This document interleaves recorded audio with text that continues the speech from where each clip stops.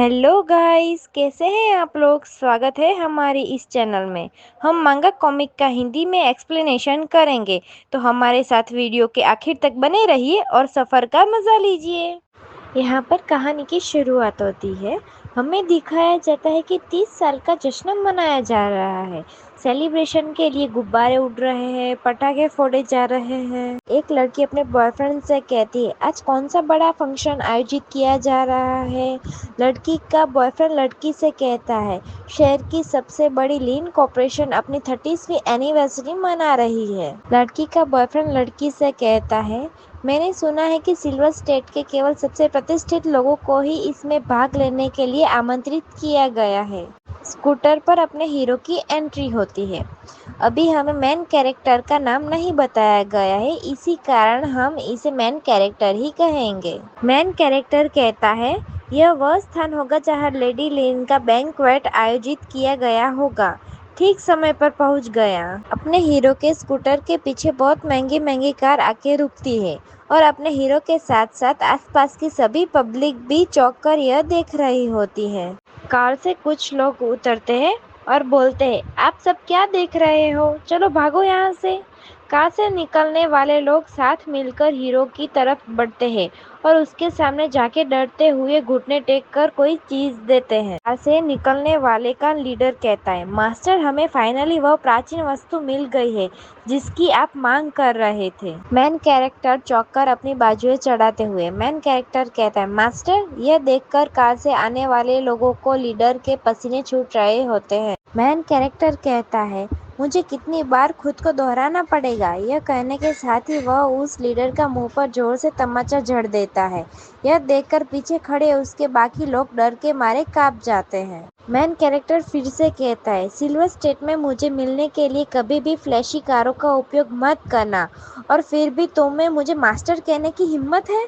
दूसरे सीन में हम देखते हैं कि वह सभी गुंडे घुटनों पर बैठ के माफी मांग रहे होते हैं। गुंडों का लीडर कहता है, आपका यह नौकर समझ गया है, यह नौकर समझ गया है। मेन कैरेक्टर कहता है, याद रखें, मैं नहीं चाहता कि लिन परिवार मेरी असली पहचान जाने। यहाँ पर सीन बदलता है और हम बैंक्वेट के अंदर का सीन देखते हैं, जहाँ कंपनी की ऑनर लेडी लिन स्टेज पर बैठी है और सभी लोग बारी बारी आके उन्हें महंगे महंगे उपहार दे रहे होते हैं। लेडी लिन कहती है, मेरा लिन परिवार पिछले 30 सालों से सिल्वर स्टेट में व्यापार कर रहा है। मेरे डिसेंडेंट्स भी सफल लोग हैं और सभी उनकी प्रशंसा करते हैं। शायद लिन परिवार के जरूरी कैरेक्टर दिखाए जाते हैं जो बैंक्वेट में आए हुए हैं। हाथ में लिस्ट बुक के साथ लेडी लिन का मैनेजर सबके गिफ्ट के बारे में बता रहा होता है। लेडी लिन का मैनेजर लिस्ट पढ़ते हुए, सी ऑफ वेल्थ कंपनी मैडम की अच्छी स्वास्थ्य की शुभकामनाएं देती है। मैं आपको एक सोने का पानी चढ़ा हुआ पंखा भेंट करती हूँ। मैनेजर हान युआन मैडम को लंबी आयु की शुभकामना देते हैं। मैं आपको एक क्वाड जेट ज्वेल गिफ्ट करता हूँ। हांग मैन लेदर के मैनेजर ने मैडम को शुभकामनाएं दी है कि उनकी किस्मत उत्तरी सागर जितनी ही अच्छी हो। मैं आपको एक जटिल नशकारी जेड पत्थर देता हूँ। उसी बीच अपना हीरो भी गिफ्ट बॉक्स पकड़ के आगे बढ़ते हुए लेडी लिन का मैनेजर लिस्ट पढ़ते हुए कहता है, लिन परिवार के दामाद जांग जुआन ने अपना उपहार दिया एक पुराना कटोरा। अन्य लोग और लेडी लिन भी हीरो की ओर घूरकर देख रहे होते हैं जब वह यह उपहार उन्हें देता है। भीड़ में लोग बातें कर रहे थे, यह वही दामाद है जिसने परिवार में शामिल होने के लिए अपना सरनेम बदलकर लिन रख दिया था। मैंने सुना है कि मैडम लिन उसे हवेली के अंदर एक कदम भी नहीं रखने देती हैं। लगता है कि अपने मेन कैरेक्टर का नाम जांग जुआन है, तो अभी हम उसे इसी नाम से बुलाएंगे। जांग जुआन किलिंग स्माइल के साथ अपना प्यारा कटोरा लेडी लिन को उपहार में देता है। कुछ लोग आपस में बात करते हुए कहते हैं, आज लिन कॉर्पोरेशन की 30वीं एनिवर्सरी है और साथ ही मैडम लिन का जन्मदिन भी है, फिर भी वह केवल एक छोटा कटोरा लेकर आया है। यह कितनी हास्यास्पद बात है। दो लोग बात करते हुए दिखाए जाते हैं और उनके पीछे जांग जुआन की बीवी गुस्से में खड़ी है। दूसरी लड़की कहती है, मास्टर लिन क्या सोच रहे हैं। लिन किहान तो बहुत सुंदर लड़की है, फिर भी उसकी शादी उसके जैसे एक अनाम बदमाश से हुई है। लगता है जांग जुआन की बीवी का नाम लिन कीहान है और बेचारी ये लोगों की बात सुनकर दुखी हो जाती है और उसकी आंखों में आंसू आने लगते हैं। लिन कीहान चिल्लाते हुए जांग जुआन से कहती है, जांग जुआन, मैंने तुम्हें जो उपहार के लिए पैसे दिए थे वह कहाँ गए? जांग जुआन लिन कीहान से कहता है, यह कटोरा विंग डायनेस्टी से चला आ रहा है। इसकी कीमत कम से कम 6000 मिलियन है, लेकिन मैंने इसे हासिल करने के लिए 10 मिलियन का इस्तेमाल किया है। लिन चुन जांग जुआन से कहता है, 6000 मिलियन? आप वाकई फ्लेक्स करना जानते हैं? आप इसे सिर्फ $20 में खरीद सकते हैं। तुम बहुत अज्ञानी और बुद्धिहीन हो। देखो मैंने दादी के लिए क्या लाया हूँ। लेडी लिन का मैनेजर लिस्ट पढ़ते हुए कहता है, पोते लिन चुन ने एक नेफ्राइट वृक्ष भेंट किया तथा लिन परिवार के सदैव समृद्ध रहने की कामना की है। लेडी लिन लिन चुन से कहती है, लिन चू, तुम बहुत विचारशील हो। सीन बदलते ही लिन कीहान अपनी दादी लेडी लिन के पास जाती है। लिन कीहान लेडी लिन से कहती है, दादी, जांग जुआन ज्ञानी नहीं है, कृपया उसे दोष न दे। आपकी पोती कीहान तुरंत आपके लिए एक सामान उपहार में तैयार करेगी। लेडी लिन अपनी पोती लिन कीहान से दूर जाते हुए लेडी लिन लिन कीहान से कहती है, कोई ज़रूरत नहीं है, हमें आपके उपहार की थोड़ी सी भी कमी नहीं है। लेडी लिन लिन चू से कहती है, चलो लिन चू, बैंक्वेट शुरू हो रहा है, दादी के साथ वहाँ चलो। लेडी लिन लिन कीहान से कहती है, मुख्य टेबल फुल हो गए हैं, तो वहाँ आने की जहमत न उठाइए। लिन कीहान वही स्टेज पर अकेली खड़ी रह जाती है और उसकी दादी अपने पोते के साथ वहाँ से चली जाती है। कोई व्यक्ति कहता है, कितनी दयनीय बात है कि प्रतिष्ठित मिस लिन कीहान मुख्य मेज पर भी नहीं बैठ सकती है। भीड़ में कुछ लोग बात कर रहे हैं। कोई व्यक्ति हंसते हुए कहता है, अगर यह उसके शराबी दादा की गलती नहीं थी कि उसने एक बर्बाद आदमी से उसकी शादी करा दी। दूसरा व्यक्ति कहता है, मास्टर लिन इसके लिए कैसे सहमत हुए? लिन कीहान वही खड़ी रही, बजाय किसी परवाह के रो रही थी। तभी उसका पति पीछे से देख रहा होता है। जांग जुआन मन में सोचता है, लिन परिवार में प्रवेश करना केवल उसकी दयालुता को चुकाने के लिए है, इसीलिए हम हमेशा कम महत्वपूर्ण रहे हैं। मैंने सोचा था कि उसे भी परवाह नहीं है, लेकिन पता चला कि वह अपने प्रति परिवार के रवैये को लेकर बहुत चिंतित है। सीन बदलता है और हम मुख्य टेबल पर लेडी लिन सभी से बात करते हुए दिखाई जाती है। लेडी लिन कहती है, अब बकवास करने की कोई ज़रूरत नहीं है। लेडी लिन चिल्लाते हुए कहती है, होशी कॉर्पोरेशन तेजी से विकसित हो रहा है, वे हमसे थोड़ा आगे निकल गए हैं, आप इसे हल्के में नहीं ले सकते। मैं आप युवाओं की चिंता किए बिना कंपनी को आगे क्यों नहीं बढ़ा सकती? लेडी लिन का पोता लेडी लिन से कहता है, दादी परेशान मत होइए, आज लिन परिवार का विशाल बैकवाट है, आप अपने स्वास्थ्य पर ध्यान दीजिए। लेडी लिन चिल्लाते हुए अपने पोते से कहती है, अगर मेरा स्वास्थ्य खराब नहीं भी होता तो भी मैं कितने समय तक जीवित रह सकती हूँ। आज यह बूढ़ी महिला परिवार के न्यू हेड के लिए चर्चा करने जा रही है, जो कोई भी हाउशी कॉर्पोरेशन के साथ कोलैबोरेशन पर हस्ताक्षर करवा सकता है। मैं खुशी से उसकी इच्छा पूरी करूंगी। लिन चू मन में सोचता है, हाउशी कॉर्पोरेशन का सीईओ अपनी अपार संपत्ति के लिए प्रख्यात है और उस पर कोई उपकार भी नहीं कर सकता है। परिवार के हेड के बारे में चर्चा करने लायक विषय नहीं है। लेडी लिन कहती है, क्या ऐसा है कि कोई भी मेरी आज्ञा सुनने का साहस नहीं करता? जांग जुआन लेडी लिन से कहता है, कौन कहता है कोई नहीं है? जांग जुआन कीहान का हाथ उठाते हुए, कीहान हाउशी कॉर्पोरेशन के साथ कोलैबोरेशन हासिल करेगी। इस चैप्टर की शुरुआत में ही किसी तरह का फ्लैशबैक दिखाया जाता है और अपने हीरो को सुपर स्ट्रॉन्ग अंडरवर्ल्ड किंग की तरफ दिखाया जाता है, जिसके सामने सब झुके हुए हैं। जांग जुआन कहता है, मुझे किंग ऑफ हेल उपनाम दिया गया है। अंडरवर्ल्ड में हर कोई मेरी आज्ञाओं को सुनता है। दुनिया की आधी संपत्ति मेरी है। यहाँ लिखा हुआ दिखाया जाता है कि कीहान की माँ की मृत्यु के बाद मास्टर लिन एकांत में चले गए। अभी इसका क्या मतलब है यह तो मुझे भी समझ नहीं आया है। शायद आगे कहानी में हम इस बारे में जान सकते हैं। फ्लैशबैक के अंत में दिखाया जाता है, जांग जुआन किचन में मुर्गी काटते हुए दिखाया जाता है। जांग जुआन मन में सोचता है, अब कोई मेरी असली पहचान नहीं जानता है। फिर सीन बदलता है और हम वापस से वही बैकवाट में दिखाया जाता है, जहाँ जांग जुआन अपनी वाइफ का हाथ ऊपर करके खड़ा है। जांग जुआन मन में सोचता है, मैंने लिन परिवार के कारोबार में दखल नहीं देना चाहता हूँ, लेकिन तुम्हें मेरी वाइफ को परेशान नहीं करना चाहिए था। लिन कियान जांग जू से कहती है, जांग जुआन आपने अभी क्या कहा? जांग जुआन कियान के कान में कहता है, कियान ऐसा करके आप मैडम का रिकॉग्निशन जीत सकते हैं, है ना? लिन कियान सोचती है, जांग जुआन सही है, दादी मुझसे नफरत करती थी क्योंकि मैं औरत होकर कुछ नहीं कर सकती। लिन किहान अपनी दादी की तरफ जाते हुए, लिन किहान सोचती है, फिर मैं ऐसे दिखा दूंगी मैं लिन किहान असफल नहीं हो सकती। लिन किहान अपने दादी से कहती है, दादी आप कोलैबोरेशन का काम हम पर छोड़ सकती है। तभी लिन चू लिन किहान से कहता है कि आप हाउशी के सीईओ के साथ बातचीत करने के भी योग्य हैं। लिन किहान आप बस खुद को शर्मिंदा करने जा रहे हैं। ऐसा नहीं है कि मैं आपके बारे में ज्यादा नहीं सोचता, लेकिन आप अपने आप से पूछिए कि क्या आप कुछ भी कर सकते हैं? आप कंपनी के बारे में क्या जानते हैं? तभी लेडी लिन कहती है, खैर छोड़ो, यह कार्य किहान द्वारा संभाला जाएगा। लिन चू लेडी लिन से कहता है, दादी मुझे यह स्वीकार नहीं है। हम अभी भी अन्य तरीके खोज सकते हैं, लेकिन यदि किहान ने सब बर्बाद कर दिया तो? लेडी लिन गुस्से में लिन चू से कहती है, यह तभी जांग जुआन लेडी लिन से कहता है, यदि किहान ऐसा नहीं कर सकती तो वह लिन परिवार की किसी भी संपत्ति पर अपना दावा करने का अपना अधिकार छोड़ देगी। लिन चू मन में सोचता है, वाह जाल में फंस गया। तभी लेडी लिन लिन किहान से कहती है, लिन किहान आपके पति ने कहा है यदि आप कोलैबोरेशन फेल हो गए तो आपको पारिवारिक संपत्ति का हिस्सा भी नहीं मिलेगा। यह बात सुनकर लिन चुन बहुत अधिक खुश हो जाता है और वही लिन किहान के पसीने छूटने लगते हैं।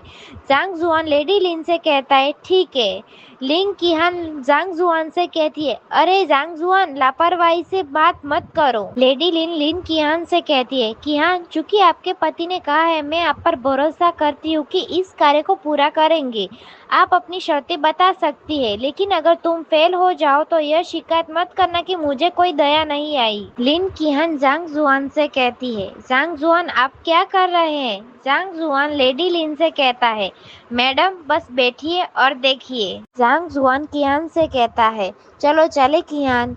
लिन चू कहता है, कियान को इस तरह के आदमी से शादी करने का जीवन का सबसे बड़ा अफसोस होगा। उन्होंने कहा कि यदि पुनर्जन्म भी ले ले तो भी वह बेकार ही रहेगा। होशी के साथ कोलैबोरेशन इम्पॉसिबल। और पीछे से सब हंसते हैं। लेडी लिन दुखी होते हुए कहती है, यह जांग जुआन वास्तव में मूर्ख है। सीन बदलता है और हमें कुछ समय बाद का बैकवर्ड दिखाया जाता है। मास्टर गु लेडी लिन से कहता है, बहुत समय से मुलाकात नहीं हुई जाओ लाजेजेन, आप अभी भी बहुत एनर्जेटिक दिखते हैं जाओ लाजेजेन। लेडी लिन मास्टर गु से कहती है, भाई गु आप यहाँ क्यों आए हैं? मास्टर गु चौंकते हुए लेडी लिन से कहता है, यह तो। तभी लेडी लिन मास्टर गु से कहती है, क्या? मास्टर गु लेडी लिन से कहता है, क्या वह विंग डायनेस्टी का मिट्टी का बर्तन है? लेडी लिन मास्टर गु से कहती है, भाई गु तुमसे गलती हो गई होगी, यह तो किसी बदमाश द्वारा दिया गया कूड़ा है।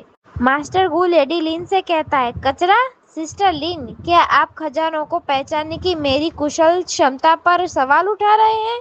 इस कटोरे की तुलना में अन्य उपहार सब कचरा है। जांग जुआन सब्जी वाले से कहता है, अरे ये गाजर बहुत अच्छी है, मुझे सस्ती कीमत पर दो।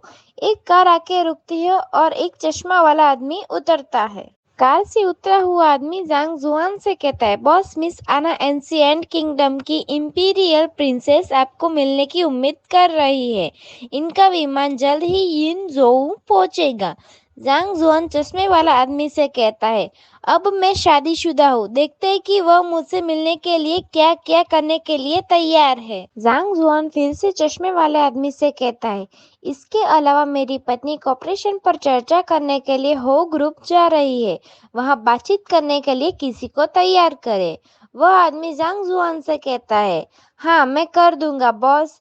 जांग जुआन फिर से चश्मे वाले आदमी से कहता है, ठीक है तो मैं अब जा रहा हूँ, अगर हम फिर कभी इस तरह न मिले तो बेहतर होगा, मुझे अपनी पहचान सीक्रेट रखनी है। इतना बोलते ही अपना हीरो अपने स्कूटर पर बैठकर चलने के लिए तैयार होता है और वह चश्मा वाला आदमी पीछे खड़ा होता है। वह आदमी जांग जुआन से कहता है, बॉस रुको, बॉस के लिन किहान कुछ ज्यादा ही महत्वपूर्ण है, लेकिन क्या वाकई भाभी के लिए ये सब करना उचित है? जांग जुआन उस आदमी से कहता है, आप लोग इसे समझ नहीं सकते, वो मेरी पूरी दुनिया है। जांग जुआन मन में सोचता है, दुनिया में ऐसा कुछ भी नहीं है जो मैं उसके लिए ना करूं। जांग जुआन यह सोचते हुए अपनी स्कूटर लेकर निकल जाता है और वह चश्मे वाला आदमी वही सोचते हुए खड़ा रह जाता है। इन सब के बाद सीन बदलता है और फ्लैशबैक दिखाया जाता है। जांग जुआन मन में सोचता है, इन सब से पहले मैं अपनी माँ के साथ सड़कों पर रहता था। 5 साल की उम्र में उन्होंने मुझे और मेरी माँ को कठोर सर्दी से बचने में मदद की थी। 7 साल की उम्र में जब मुझे फूड पॉइजनिंग हुई थी तो लीन चैरिटी ने ही मुझे बचाया था। जब मैं 10 साल का था तो मैंने लीन फैमिली चैरिटी स्कूल गया। मेरी मॉम को भी वहाँ क्लीनर के रूप में नौकरी मिल गई थी। लेकिन जब मैं 14 साल का था तो मेरी मॉम को पता चला कि उन्हें मालिग्नेंट ट्यूमर है। इसीलिए मुझ पर बोझ न डालने के लिए उन्होंने 7वीं मंजिल से छलांग लगा दी और मुझे अकेला छोड़ दिया। सीन बदलता है और हम प्रेजेंट टाइम में आते हैं, जहां जांग जुआन किचन में काम कर रहा होता है। जांग जुआन मन में सोचता है, अपने सुसाइड नोट में उन्होंने मुझे लिन परिवार को पैसे लौटाने को कहा था। बाद में मुझे पता चला कि किसी ने लिन किहान को एक अजीब तरह का जहर दिया गया था। मैं हर रोज उसके सूप में दवा डालकर ही उसकी जान बचा सकता हूँ। फिर जांग जुआन अपनी वाइफ कियान के लिए सूप लेके जाता है। उसके रूम के दरवाजे पर दस्तक देता है। जांग जुआन कियान से कहता है, कियान सूप तैयार है। कियान रूम से बाहर आती है, जो बहुत थकी हुई दिख रही होती है और वह थोड़ी टेंशन में भी नजर आती है। दूसरे सीन में जब वह चलकर आने लगती है तो लड़खड़ा जाती है, ऐसा लगता है कि वह अभी गिर जाएगी। तभी पीछे से जांग जुआन उसे पकड़ लेता है। जांग जुआन कियान से कहता है, कियान क्या तुम पूरी रात सोई नहीं? चलो आराम करने के बाद जो ग्रुप के पास चलते हैं।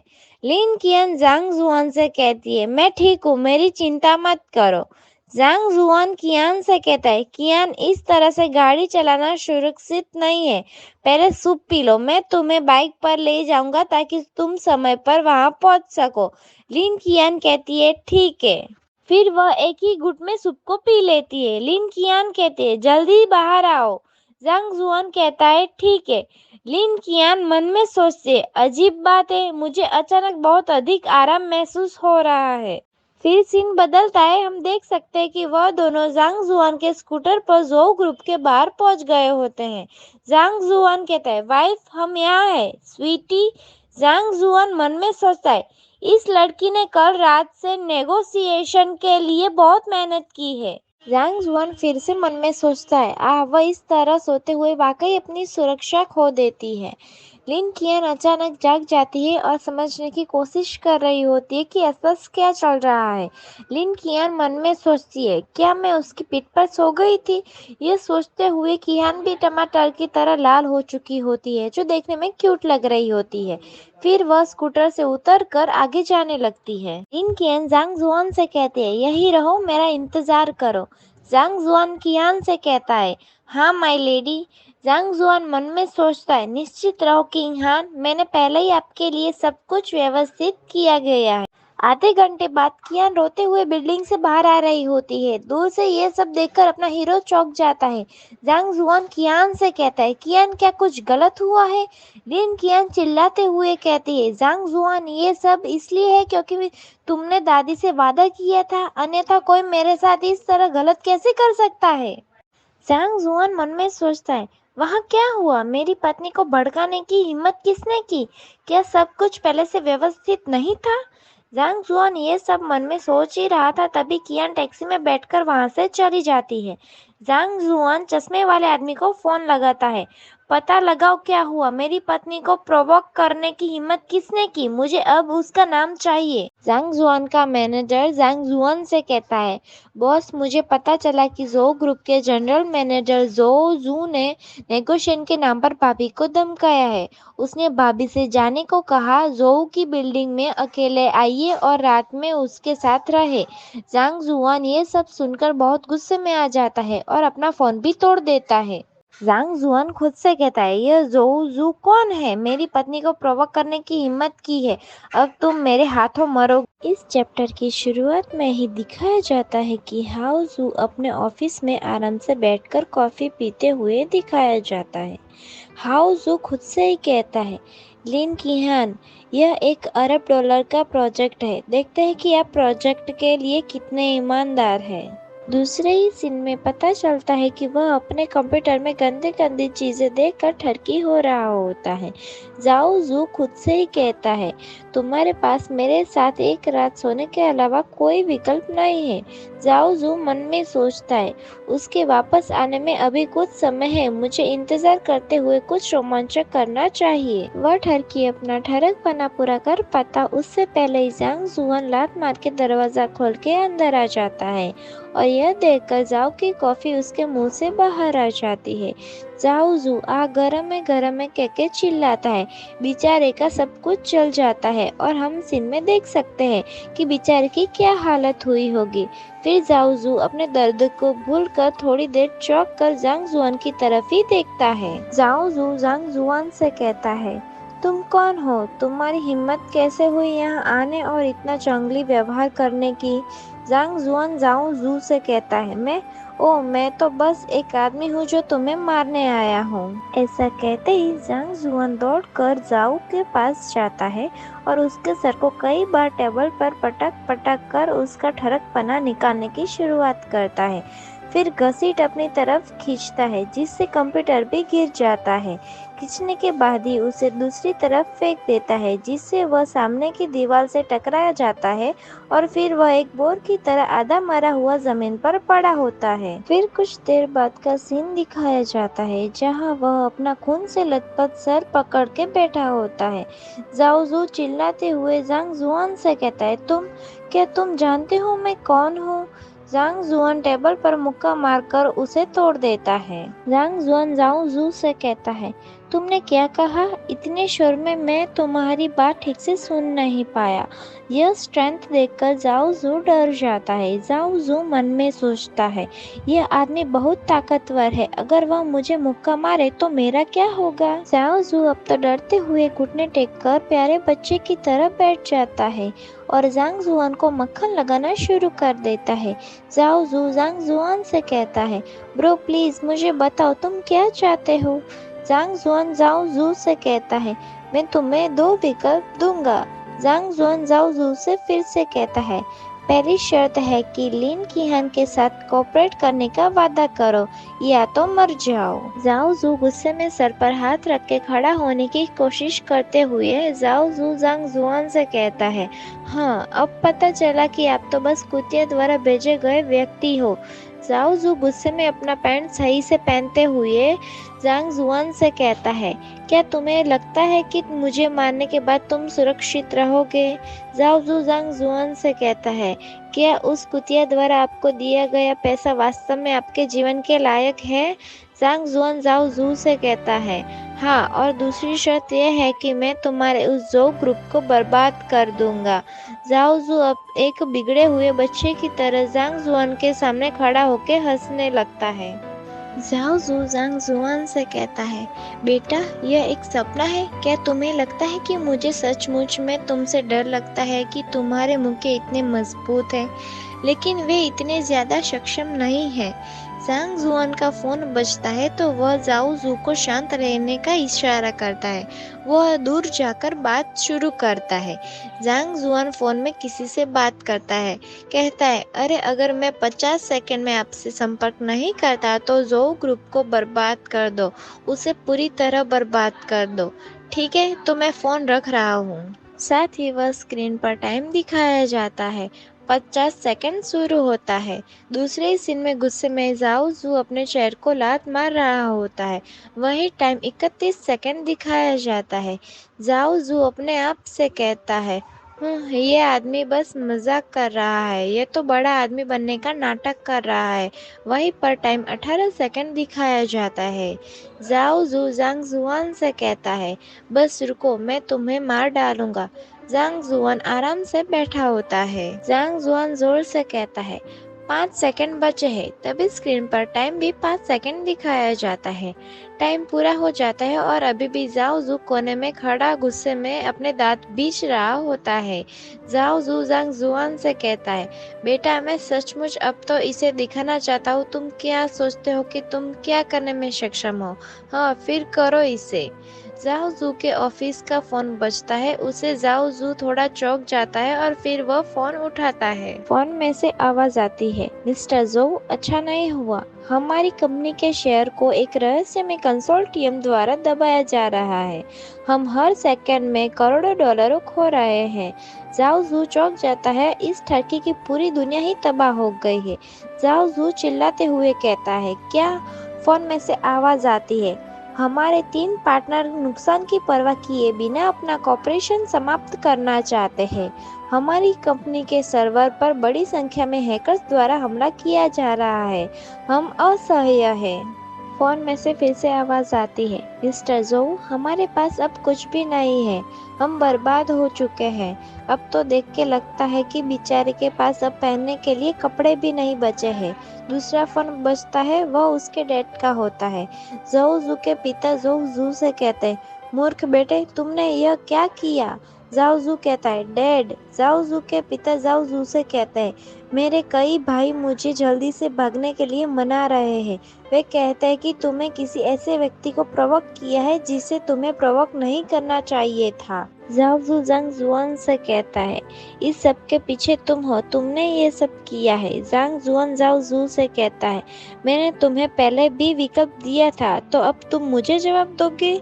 जाओ जू अब तो जांग जुआन के पैरों में घिरकर गिड़गिड़ाते हुए दिखाया जाता है।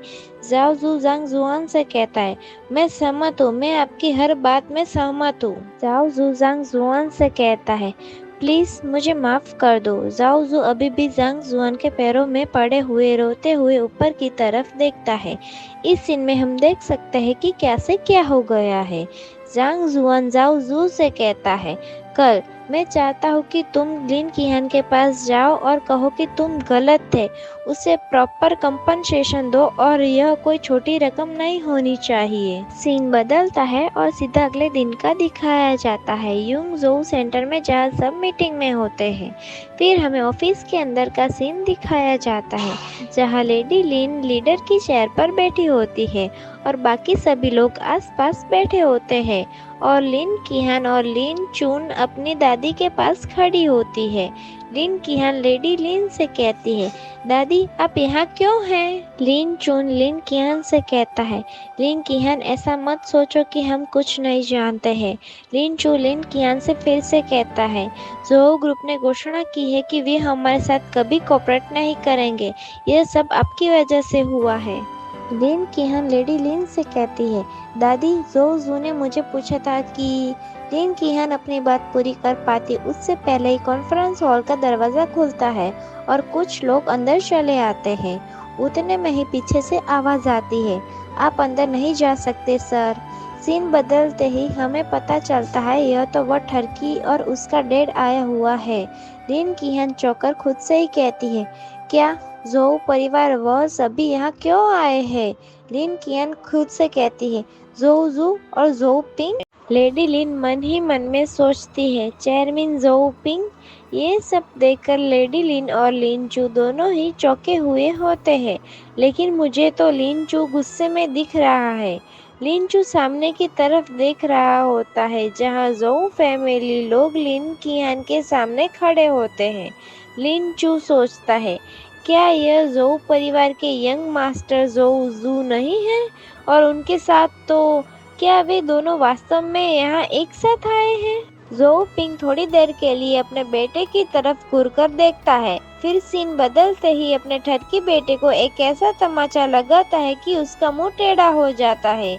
जोऊ पिंग जोऊ जू से कहता है, हे गंदे जानवर, मैडम के सामने घुटने टेक। यह देखकर लिन किहान चौंक जाती है कि उसकी आंखें भी बड़ी बड़ी हो जाती है और वहाँ पीछे उसकी दादी भी ये सब देखकर चौंक रही होती है। दूसरे सीन में जाओ जू घुटनों पर बैठा हुआ होता है। जाओ जू लिन किहान से कहता है, मिस लिन, मुझे खेद है कि मैंने आपको नाराज किया, मैं बस एक मूर्ख हूँ। जाओ जू लिन किहान से फिर से कहता है, मैं इस प्रोजेक्ट की सारी जमीन की मालिकी आपको देता हूँ, कृपया मुझे माफ कर दो। लिन किहान जाओ जू से कहती है, आपको मुझे जमीन देने की कोई जरूरत नहीं है, मैं बस उम्मीद करती हूँ कि अगली बातचीत में आप कोई घिनौनी बात ना करें। जाओ जू चौकर अपने प्रेजेंटेशन की जमीन के कागज लिन किहान की तरफ करते हुए कहता है, प्लीज मेरी माफी स्वीकार करें प्लीज, अन्यथा उस व्यक्ति को संदेह हो सकता है कि मैं पर्याप्त ईमानदार नहीं रहा हूँ, वो मुझे मार डालेगा। प्लीज। लिन किहान मन में सोचती है, मेरी मदद किसने की होगी। लिन किहान फिर से मन में सोचती है, इसे अभी के लिए भूल जाती हूँ, मुझे अभी इसे स्वीकार कर लेना चाहिए और बाद में जब वह व्यक्ति मुझे मिल जाए तो उसे सब कुछ वापस कर देना ही उचित होगा। लिन किहान जाओजू से कहती है, मैंने इस जमीन के दस्तावेज को स्वीकार कर लिया है। जाओजू लिन किहान से कहता है, thank you Miss Lin, thank you very much. जो पिंग लिन किहान से कहता है, मिस लिन आपका समय लेने के लिए क्षमा करें, हम आपको और परेशान नहीं करेंगे। जो पिंग का ऐसा बर्ताव देखकर लिन फैमिली के सभी लोग बहुत चकित हो जाते हैं। फिर सीन बदलता है और जो पिंग के जाने के बाद का दिखाया जाता है, जहां लिन चुन अभी भी अपनी दादी के पास खड़ा होकर जमीन के दस्तावेज को देख रहा होता है। लेडी लिन अपने आप से कहती है, ऐसा करने वाला कौन हो सकता है। लेडी लिन कहती है, ऐसा लगता है कि किहान के पास कुछ ऐसे लोग हैं जिन्हें हम नहीं जानते हैं। लेडी लिन सभी से कहती है, लिन ग्रुप को किहान द्वारा संभाला जाएगा। लेडी लिन किहान के पास जाके उसके कंधे को सहलाते हुए कहती है, किहान तुमने कल का अपना वादा वाकई निभाया, अच्छा काम किया मेरी बच्ची। अब मेरी बारी है, अगर तुम्हें कुछ चाहिए हो तो बस आकर अपनी दादी को ढूंढ लेना। लिन किहान लेडी लिन से कहती है, धन्यवाद दादी, मैं ऐसा ही करूँगी। लेडी लिन लिन चुंग के साथ कॉन्फ्रेंस रूम से बाहर जाते हुए दिखाए जाते हैं। लेडी लिन सभी से कहती है, आप सभी लोग अब जा सकते हैं। फिर सीन बदलता है, लिन चुन और उसकी दादी लेडी लिन दोनों बिल्डिंग से बाहर आ जाते हैं और लिन चुन अपनी दादी को कार में बैठने के लिए ले जा रहा होता है। लिन चू लेडी लिन से कहता है, दादी दरअसल यह मुझे लगता है इन सभी बात का लिन किहान से कोई लेना देना नहीं है। लिन चू लेडी लिन से कहता है, जेंग परिवार ने ही जोऊ जू के साथ कुछ किया होगा। लिन चू फिर से लेडी लिन से कहता है, जोंग जू कई वर्षों से लिन किहान को पसंद करता है, यहाँ तक कि अब तो जोऊ ग्रुप को भी उनका सामना करना पड़ा। लेडी लिन लिन चून से कहती है, लेकिन वह लड़की पहले से ही शादीशुदा है। लिन चू लेडी लिन से कहता है, दादी यह तो बहुत आसान है, बस लिन किहान को उसके बेकार पति से तलाक लेना होगा। लिन चुन की यह हरकतें और यह क्रीपी स्माइल देख के मुझे लगता है कि यह कोई उल्टी हरकत करेगा और फिर अपने हीरो के हाथ से मार खाएगा। सीन बदलता है, हमें कियान दिखाई जाती है। लिन कियान मन में सोचती है, मुझे नहीं पता कि मेरे पिता क्या सोच रहे हैं, मैं पहले से ही शादीशुदा हूँ, उन्होंने वास्तव में मुझे एक ब्लाइंड डेट के लिए क्यों बुलाया है। सीन बदलता है और हमें कियान के सामने का नज़ारा दिखाया जाता है। उनकी ब्लाइंड डेट खराब करने के लिए अपना हीरो पहले से ही वहाँ मौजूद है। चीज़ केक फैक्ट्री के सामने जांग जुआंग खड़ा था। लिन किहान मन में सोचती है, मैं ज़ैंग जू के चरित्र को बहुत अच्छी तरह से जानती हूँ, यहाँ तक कि ज़ांग जुआंग भी उससे 1000 गुना बेहतर है। लिन किहान जुआन के हाथ में अपना हाथ डाल लेती है। ये देख के तो लगता है वह अपने हीरो को सच्चे दिल से प्यार करती है। ज़ांग जुआन मन में सोचता है, यह आज तो वह पहले से ही मेरा हाथ पकड़ रही है। ज़ांग जुआन मन में सोचता है, क्या इसका मतलब ये है कि मैं ये कर सकता हूँ। लगता है ज़ांग जुआन को अपनी सोच और अपने हाथ पर कंट्रोल नहीं है। लिन किहान चिल्लाते हुए कहती है, ज़ांग जुआन। दोनों ने इस अच्छे और रोमांटिक सीन की बैंड बजा दी। अब इनको ऐसे अजीब तरह से खड़ा देख के दुख हुआ। लिन किहान ज़ांग जू से कहती है, अपने हाथ हटाओ। लिन किहान फिर से ज़ांग जू से कहती है, जब हम अंदर चले जाते हैं तो तुम ज़्यादा बातें मत करना, आपको और मुझे थोड़ा ज़्यादा अटैच होने की ज़रूरत होगी।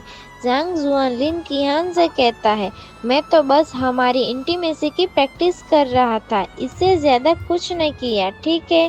ज़ांग जुआन फिर से लिन किहान से कहता है, यस माय लेडी, मैं यह काम पूरा कर दूंगा। यह कहते हुए इसको शर्माने की क्या ज़रूरत है, यह मुझे समझ नहीं आया। फिर सीन बदलता है। सभी लोग होटल डाइनिंग टेबल पर बैठे होते हैं, जहां अपने हीरो और हीरोइन भी साथ में बैठे हैं। जांग जुआन और लिन किहान कहते हैं, हाय डैड। उनमें से एक आदमी कहता है, जांग जुआन, यह ज़ेंग चू है, आप दोनों लगभग एक ही उम्र के हैं। ज़ेंग चू लिन किहान से कहता है, किहान, क्या यह आपका पति है? ऐसा लगता है कि आप वास्तव में नहीं जानते कि आपके लिए क्या अच्छा है। उनमें से एक लेडी शायद कियान के डैड से कहती है, आप अपनी बेटी की शादी के लिए ऐसा बेवकूफ़ लड़का कैसे ढूंढ सकते हैं? ज़ेंग चू के पैर की उंगलियां भी इससे अच्छी है। क्या गजब बेइज्जती की है। मुझे लगता है अगर अपना हीरो इसे सुन लेता तो यहीं खड़े खड़े सबको बेच देता, क्योंकि हम तो अपने हीरो की पावर देख ही चुके हैं। तभी लिन कियान कहती है, यह मेरा निर्णय है कि मैं किससे शादी करना चाहती हूँ। मुझे किसी बाहरी व्यक्ति की सलाह की आवश्यकता नहीं है जो मुझे इस बारे में बताए। वाह यार, लड़की ने अपने हीरो की साइड ले ही ली। ये देख के हीरो को खुशी हो ना हो, पर मुझे ज़रूर हुई। तभी लिन जियान न्यू सभी से कहती है, पहले भोजन का ऑर्डर दे देते हैं, हम बाद में भी इस बारे में बात कर सकते हैं। तभी लिन जियान न्यू वेटर को बुलाती है। दूसरे सीन में दिखाया जाता है कि वेटर पीछे खड़ा मुस्कुरा रहा है और ज़ेंग चू मेन्यू को जांग जुआन की तरफ बढ़ा रहा होता है और एक क्रीपी स्मेल दे रहा होता है। ज़ेंग चू जांग जुआन से कहता है, यहाँ आप अपनी इच्छा अनुसार कुछ भी ऑर्डर कर सकते हैं, आपको भोजन के लिए भुगतान नहीं करना पड़ेगा। ज़ेंग चू मन में सोचता है, यह नीच बदमाश निश्चित रूप से विदेशी भाषाओं को नहीं समझता होगा। आइए देखें कि अब आप खुद को कैसे शर्मिंदा होने से रोक पाते हैं। जांग जुआन ऑर्डर देने के लिए वेटर से कहता है, यह फैटी लिवर, बैगुएट और ये वाला। ज़ेंग चू जांग जुआन की तरफ उंगली करके जोर जोर से हंसते हुए कहता है, अरे बेवकूफ़, यह कोई फोई ग्रास है। किसी ऐसे व्यक्ति के सामने दिखावा मत करो जो फ्रेंच क्यूजिन समझता है। ज़ेंग चू हंसते हुए कहता है, फ्रेंच भोजन अपने एटिकेट और कस्टम्स के बारे में बहुत ही खास है। आइए देखें कि आपने कौन सा गंदा खाना ऑर्डर किया है। हाँ हाँ करके वो हंसने लगता है। यह देखकर लिन कियान का मूड खराब हो जाता है। बेचारी थोड़ी उदास हो जाती है। तभी वेटर खाना टेबल पर रख रहा होता है। ज़ेंग चू जांग जुआन से कहता है, क्या आपके पास कोई भी सामान्य ज्ञान है? फल केवल भोजन के बाद ही मंगवाए जा सकते हैं। ज़ेंग चू फिर से जांग जुआन से कहता है, फ्रांस में आप जैसा कोई भी व्यक्ति जो फ्रेंच एटिकेट का सम्मान नहीं करता है, उसे रेस्टोरेंट से बाहर निकाल दिया जाएगा। लिन कियान ज़ेंग चू से कहती है, आपको इस तरह चिल्लाने की ज़रूरत नहीं है। ज़ेंग चू लिन कियान से हंसते हुए कहता है, क्या ऐसा है? जांग जुआन खाने की तरफ इशारा करते हुए कहता है, सबसे पहले फोई ग्रास वास्तव में बतख का लीवर है, जिसे फ्रेंच स्टाइल में बनाया जाता है, जिसे फैटी लीवर कहा जाता है। जांग जुआन फिर से कहता है, दूसरी बात सूटेबल एपेटाइजर के रूप में उपयुक्त है। फोई ग्रास को बैगेट पर खाया जाना चाहिए ताकि आपको पेट भरा हुआ महसूस न हो। ज़ेंग चू जांग जुआन से कहता है, फोई ग्रास के साथ फ्रेंच बैगेट? हाँ हाँ, तुम मुझे हंसा हंसा के मार डालोगे यार। ज़ेंग चू फिर से जांग जुआन से कहता है, भले ही आप गरीब हो, आपकी कल्पना शक्ति बहुत समृद्ध है। तभी जांग जुआन दूसरे टेबल पर बैठे हुए आदमी की तरफ इशारा करके दिखाता है। ज़ेंग चू उसकी तरफ देखता है और चौंक जाता है। बेचारे की आंखें बड़ी बड़ी हो जाती है। वह दूसरे टेबल वाला आदमी बिल्कुल वैसे ही खा रहा है जैसे जांग जुआन ने कहा है। जांग जुआन ज़ेंग चू से कहता है, अब सोचो वह मूर्ख कौन है? यह बात सुन के ज़ेंग चू के होश उड़ जाते हैं। बेचारे का चेहरा देखने लायक है। जांग जुआन कहता है, फ्रांसी भोजन का असली स्वाद सभी चीज़ों को मिक्स करके खाने में अधिक होता है। जांग जुआन खाना खाने के लिए डिश को प्रिपेयर कर रहा होता है।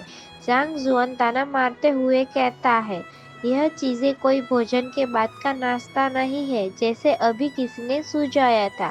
जांग जुआन क्यूट स्माइल देते हुए लिन किहान की तरफ वह खाने का निवाला बढ़ाता है। डार्लिंग, इसे खाकर ट्राई करो। लिन किहान उसे खा लेती है और ऐसा लाल टमाटर जैसा मुंह बनाती है जैसे शर्मा रही हो, और उसकी आंखें भी बड़ी बड़ी हो जाती है। लिन कियान जांग जू से कहती है, सचमुच बहुत ही स्वादिष्ट है। लिन किहान फिर से जांग जू से कहती है, जांग जुआन तुम तो वास्तव में फ्रांसीसी भोजन कैसे करना है इसे अच्छे से समझते हो। दूसरे सीन में दिखता है जेंग चू गुस्सा हो जाता है और टेबल पर मुक्का मारता है। पीछे शायद जेंग चू के पेरेंट्स दिखाए जाते हैं, वह भी गुस्सा कर रहे होते हैं। जांग जुआन जेंग चू से कहता है, आपने जो पहले कहा वह सचमुच सही है। यदि आप इसे खाने का तरीका नहीं समझते हैं तो कुछ लोग आपके साथ ऐसा अभद्र व्यवहार कर सकते हैं, लेकिन यह अर्थहीन है। जेंग चू गुस्से में टेबल पर हाथ मारता है और खड़ा हो जाता है। इसके साथ उसके माता पिता भी गुस्से में खड़े हो जाते हैं। यह देखकर भी अपना हीरो हंस रहा होता है। जेंग चू के पिता कहते हैं, चलो चले, हम यहाँ से जा रहे हैं। लिन जियान न्यू भी कहती है, मेरे लिए रुको। सबके चले जाने के बाद दोनों हस्बैंड और वाइफ बिना किसी परवाह किए राक्षसों की तरह हंसते हुए, लिन कियान हंसते हुए जांग जुआन से कहती है, हाँ हाँ जांग जुआन, तुमने ये जानबूझकर किया था ना। जांग जुआन हंसते हुए लिन कियान से कहता है, यह एक बहुत ही बढ़िया प्रदर्शन था, मैंने सही किया ना। लिन कियान जांग जू से कहती है, तुमने ये सब कब सीखा? मैंने तुम्हें पहले ये सब बात करते हुए क्यों नहीं सुना है? जांग जुआन लिन कियान से कहता है, मैंने जानबूझकर उसका खुलासा नहीं किया था। मैं इससे पहले एक फ्रांसीसी रेस्टोरेंट में वेटर हुआ करता था। मुझे लगता है जांग जुआन को बहाने बनाना नहीं आता है, इसी कारण से अजीब हरकतें कर रहा है। लिन कियान जांग जू से कहती है, तो फिर आप हमारी कंपनी में काम क्यों नहीं करते? हम आपकी प्रतिभा का इस्तेमाल कर सकते हैं। आप हमारी कंपनी के पब्लिक रिलेशनशिप डिपार्टमेंट में काम कर सकते हैं। किहान अपने पति के लिए खुश होकर जॉब का इंतजाम कर रही है। अब उसे कौन समझाए कि उसका पति इस दुनिया का सबसे अमीर इंसान है। जांग जुआन लिन किहान से कहता है, माय लेडी, कृपया कर मुझे माफ कर दीजिए। मैं बस एक साधारण प्यार करने वाला पति बनना चाहता हूँ। जुआन छोटे बच्चे की तरह क्यूट फेस बनाकर उसे मना कर देता है। जांग जुआन मन में सोचता है, काम पर जाने से बेहतर है घर पर ही चिकन सूप बना लेना। वैसे भी मैं एक फोन कॉल से सारे पैसे ले सकता हूँ। लिन किहान जांग जू से कहती है, जांग जुआन, आप एक वयस्क व्यक्ति है, क्या आपके लिए काम करना इतना कठिन है? यह कहकर वह ऐसा एक्ट करती है जैसे बहुत ज्यादा नाराज हो गई हो। मुझे तो लगता है कि जुआन को प्यार के चक्कर में काम पर जाना ही पड़ेगा।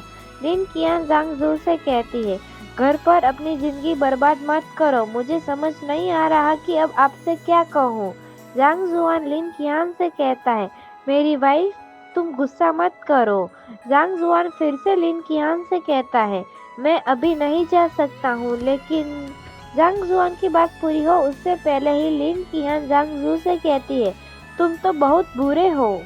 फिर सीन बदलता है और अगली सुबह किसी कैफेटेरिया का सीन दिखाया जाता है, जहां अपना हीरो जांग जुआन बैठ के खाना खा रहा है। ऐसा लग रहा है कि किसी ने उसकी इज्जत लूट ली हो। काम पर आने से बेचारे की हालत खराब हो गई है। जांग जुआन मन में सोचता है, आखिर वह मुझसे जीत ही गई। जांग जुआन खुद से कहता है, आखिरकार मुझे 2000 प्रति महीने के वेतन पर कंपनी में जॉब को ज्वाइन करना ही पड़ा। दूसरे ही सीन में रेड ड्रेस पहनी हुई लड़की जांग जुआन के पास आती हुई दिखाई जाती है। फिर वह अपने हीरो के पास आ जाती है। फेंग येई जांग जुआन से कहती है, क्या आप जांग जुआन नाम के बेकार व्यक्ति नहीं हैं? यह सब सुनकर जांग जुआन कुछ बोलता नहीं है, लेकिन उसे अजीब एक्सप्रेशन देता है जैसे उसका सब कुछ लूट गया हो।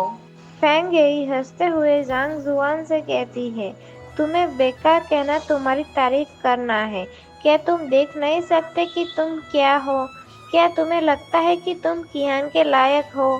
फेंग येई फिर से जांग जुआन से कहती है, आज तुम्हें यहाँ काम पर देखकर मेरी भूख ही मर गई। यह सुनकर जांग जुआन गुस्से में खड़ा हो जाता है। मुझे लगता है यह लड़की शायद आज मार खाएगी, और दूसरे सीन में वहाँ टेबल से जाने लगता है। जांग जुआन फेंग येई से कहता है, क्योंकि तुम किहान की दोस्त हो, कृपया इस बात को यही छोड़ दो। मुझे तुम्हारी राय की कोई परवाह नहीं है। फिर अपना हीरो वहाँ से निकल जाता है। मुझे तो लगा था यह लड़की आज मरेगी, लेकिन अपना हीरो तो शांत हो गया। फेंग येई चिल्ला के जांग जुआन से कहती है, ये मत सोचो कि तुम किहान के पति हो तो ये बात पूरी नहीं करती और दूसरी बात कहती है, मैं तुम्हें बता दूं कि अगर तुम यहाँ ठीक से काम नहीं करोगे तो मैं तुम्हें घसीट कर बाहर निकाल दूंगी। तब तक किहन तुम्हारे कारण काफी बदनाम हो चुकी होंगी। जांग जुआन चलते हुए रुक जाता है और गुस्से में पीछे मुड़कर बोल्ड लुक देते हुए कहता है, मैं तुमसे यह फिर से कहूँगा, मुझे कियान के नाम से मत डराओ। फेंगी चिल्ला के जांग जुआन से कहती है, यह कंपनी के अंदर की बात है, आप क्या करने की कोशिश कर रहे हैं। जांग जुआन के पीछे कोई आता है और उसके कंधे पर हाथ रखता है। हु कियांग जांग जू से कहता है, जांग जुआन तुम क्या कर रहे हो। जांग जुआन के पीछे आया हुआ हु कियांग उसे धक्का देकर साइड में उछालकर फेंक देता है।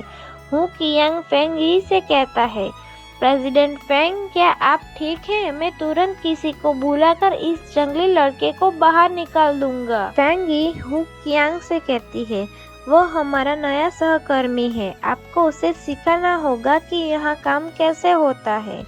फिर फेंग यी पीछे घूमकर एक बार जांग जुआन को देखती है और हु कियांग के साथ जाने लगती है। अपना हीरो वही खड़ा अपने कपड़े ठीक कर रहा होता है। हु कियांग खुद से कहता है, लिन परिवार के प्रसिद्ध निकम्मे दामाद, चिंता मत करो, मैं अब उसे उसकी अच्छी देखभाल करूंगा। जांग जुआन अजीब तरीके से हु कियांग की तरफ देखता है। फिर कुछ देर बाद का सीन दिखाया जाता है जहां वह हु कियांग एक फाइल लेके जांग जुआन के पास आता है। हु कियांग जांग जू से कहता है, लड़के हमारी कंपनी कचरा नहीं उठाती है। हु कियांग फिर से जांग जू से कहता है, यहाँ मैं आपको शेंग लोंग द्वारा हमें दिए गए पैसे वापस पाने के लिए एक दिन देता हूँ। जांग जुआन हु कियांग से कहता है, मुझे उसका एड्रेस और जाने के लिए एडवांस में किराया दे दो।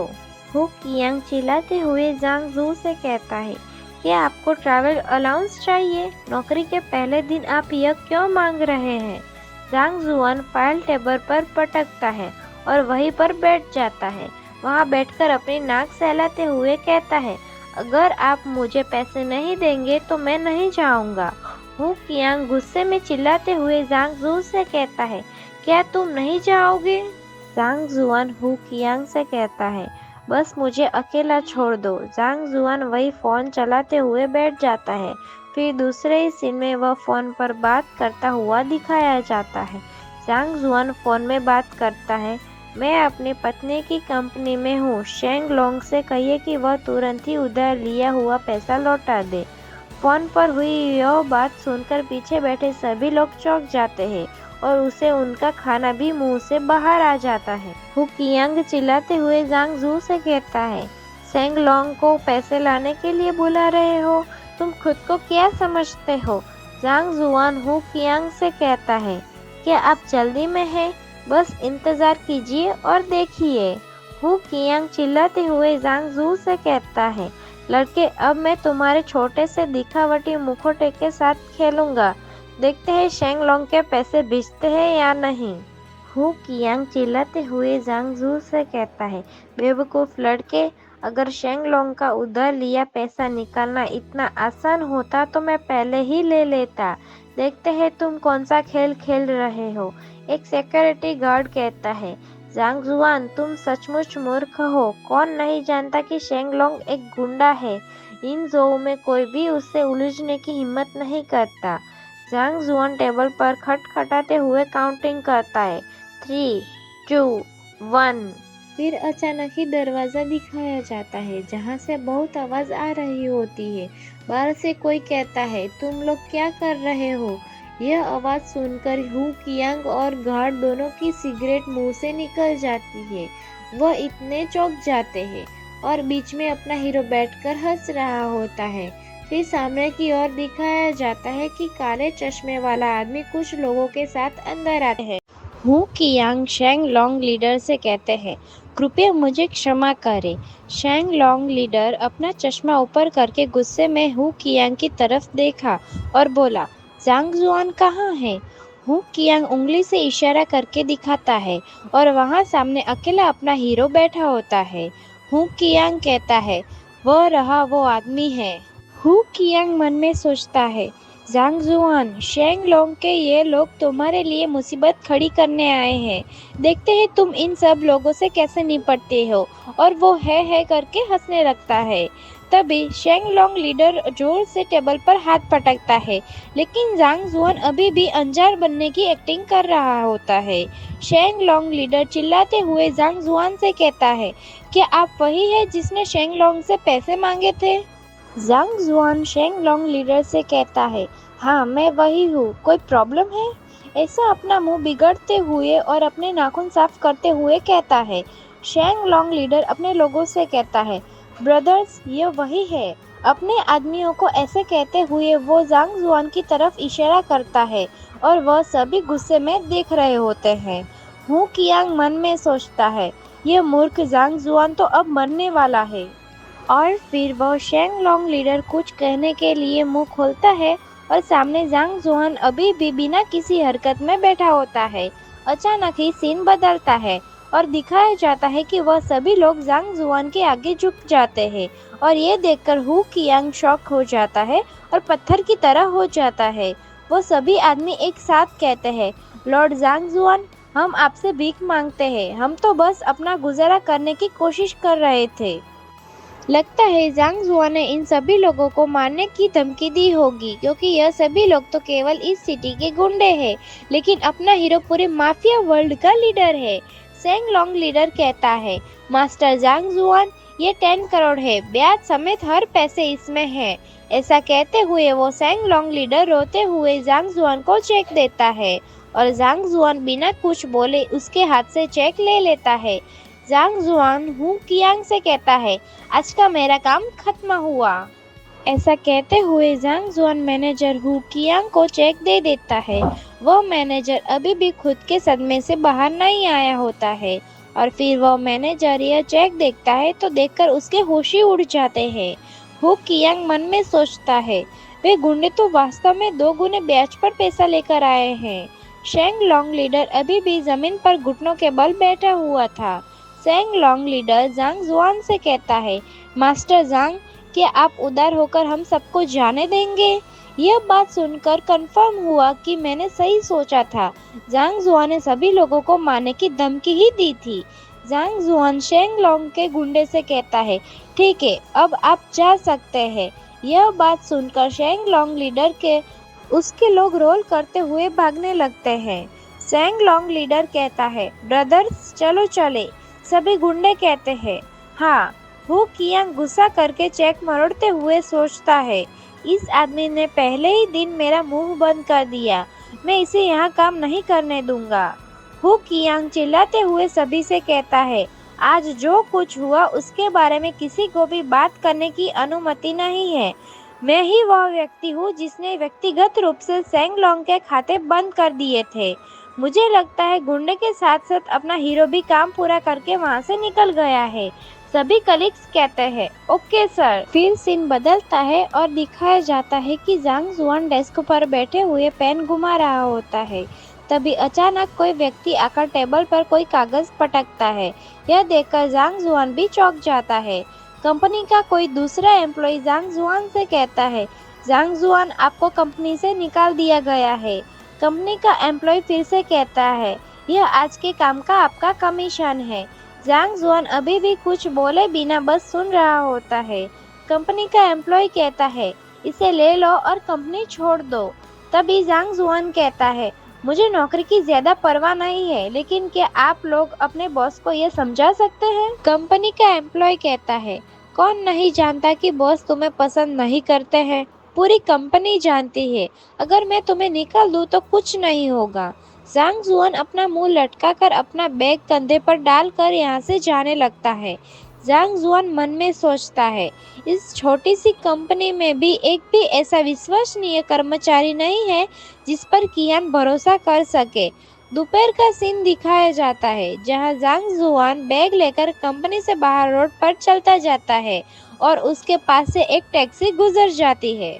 उसके पास से जो टैक्सी निकलती है, जांग जुआन उसमें फेंग यी को पहचान जाता है और उसके साथ कोई आदमी होता है। जांग जुआन मन में सोचता है, क्या वह वही नहीं है जो रेस्टोरेंट में मुझ पर चिल्ला रही थी, फेंग यी? जांग जुआन को लगता है कि वह अभी किसी मुसीबत में है और उसे बचाने के लिए वह भागता है। जांग जुआन मन में सोचता है, वह कियान की बेस्ट फ्रेंड है, मैं उसके साथ कुछ भी बुरा नहीं होने दे सकता हूँ। कियान दुखी होगी। जांग जुआन तुम्हें बचाने के लिए आ रहा है।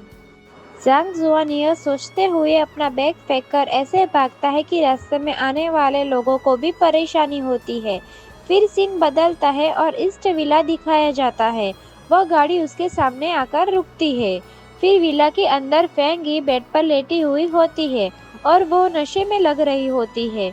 वो पसीने से भीगी हुई थोड़ी अजीब दिखाई देती है और उसका ड्रेस फटा हुआ होता है। फेंगी खुद से कहती है, घर में उफ। फेंगी को विला पर लाने वाला आदमी कहता है, क्या सभी चीजें तैयार हैं? यह कहते हुए वह कैमरामैन की तरफ देखता है। कैमरामैन कहता है, चिंता मत करो मिलिट्री कमांडर, यह बाजार में मिलने वाला सबसे बेहतरीन कैमरा है। सब कुछ एकदम साफ है। इन दोनों की हरकत को देखकर लगता है कि ये फेंगी का कोई गलत वीडियो बनाने वाले हैं। फेंगी को विला पर लाने वाले आदमी का नाम चैंग जून दिखाया जाता है। चैंग जून कहता है, मैं अब और इंतजार नहीं कर सकता। ऐसा कहके वो अपनी टाई निकालने लगता है। पीछे से जांग जुआन कहता है, रुक जाओ। आवाज सुनकर कैमरामैन पीछे मुड़ता है और उसी वक्त उसके मुंह पे लात पड़ती है और गिर जाता है। तब चैंग जून चौंक जाता है और साथ में डरा हुआ भी होता है। चैंग जून कहता है, मुझे छोड़ दो, यह ऐसा नहीं है जैसा दिखता है। चलो एक डील करते हैं। जांग जुआन कहता है, चुप रहो तुम कमीने। ऐसा कहकर जांग जुआन उसके गर्दन पर जोर से वार करता है, जिससे उसकी हालत खराब हो जाती है। उसके बाद जांग जुआन अपना सूट निकालकर फेंगी के ऊपर रखता है। उस समय जांग जुआन देखता है कि वह पसीने से भीग रही होती है। फेंगी गर्मी। फेंगी हॉट मूड में होती है और जांग जुआन अपने नैपकिन से उसके पसीने पोंछता है और फेंगी उसके गाल पर हाथ रख देती है। यह देखकर जांग जुआन चौंक जाता है। फेंगी कहती है, मुझे बहुत गर्मी लग रही है। जांग जुआन फेंगी को चेहरे पर हाथ से धक्का देकर दूर करता है। तभी फेंगी हल्का आवाज करती है। जांग जुआन खड़ा हो जाता है और फेंगी वही बेड पर पड़ी होती है, शायद बेहोश हो गई होगी। जांग जुआन खुद से कहता है, मुझे तो यह भी नहीं पता कि उसका घर कहाँ है। शायद मुझे इसे कियान के घर ले जाना चाहिए। तभी फेंगी हल्का आवाज करती है। फिर सीन बदलता है और 20 मिनट के बाद लिन फैमिली का विला दिखाया जाता है और फिर अंदर का सीन दिखाया जाता है, जहां जांग जुआन फेंगी को बेड पर सुलाता है। जांग जुआन मन में सोचता है, सौभाग्य से उसे खिड़की से अंदर ला सका हूँ, क्योंकि नीचे बहुत सारे लोग थे। तभी फेंगी हल्का आवाज करती है। जांग जुआन मन में सोचता है, मुझे एक सही अवसर ढूंढना होगा और किहान को इसके बारे में बताना होगा। फेंगी अपनी हल्की हल्की आंखें खोलती है और सामने जांग जुआन को धुंधली आंखों से देखती है। फेंगी कहती है, मैं कहाँ हूँ?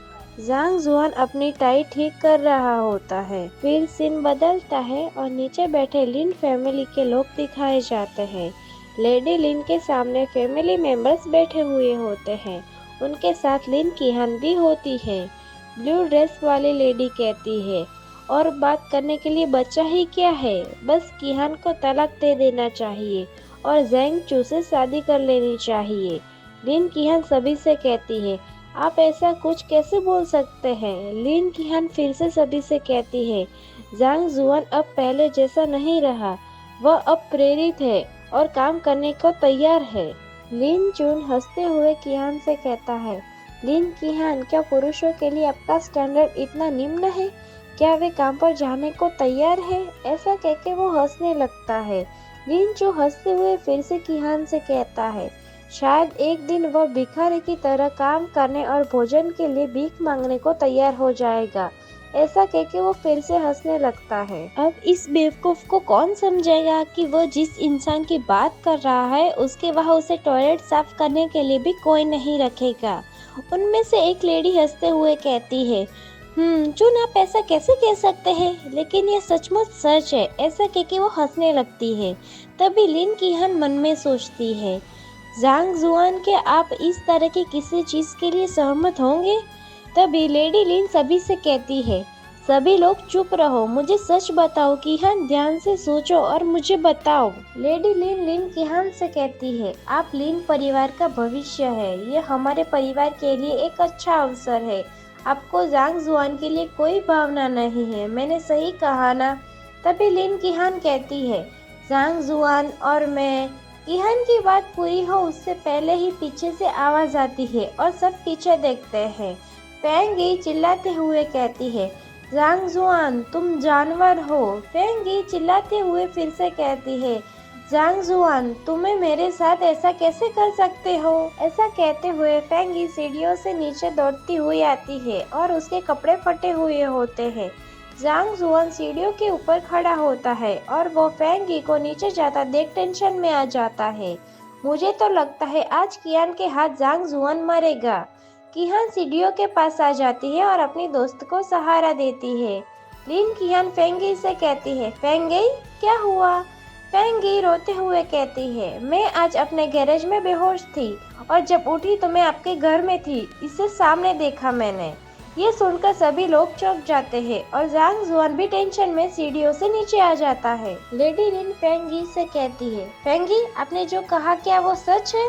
फेंगी लेडी लिन से कहती है, दादी मैं ऐसी किसी बात पर मजाक क्यों करूंगी? लिन किहान गुस्से में कहती है, जांग जुआन तुम जानवर हो। ऐसे चिल्लाते हुए वो जांग जुआन को जोर से थप्पड़ मार देती है। इससे बेचारे जांग जुआन का गाल सूज जाता है।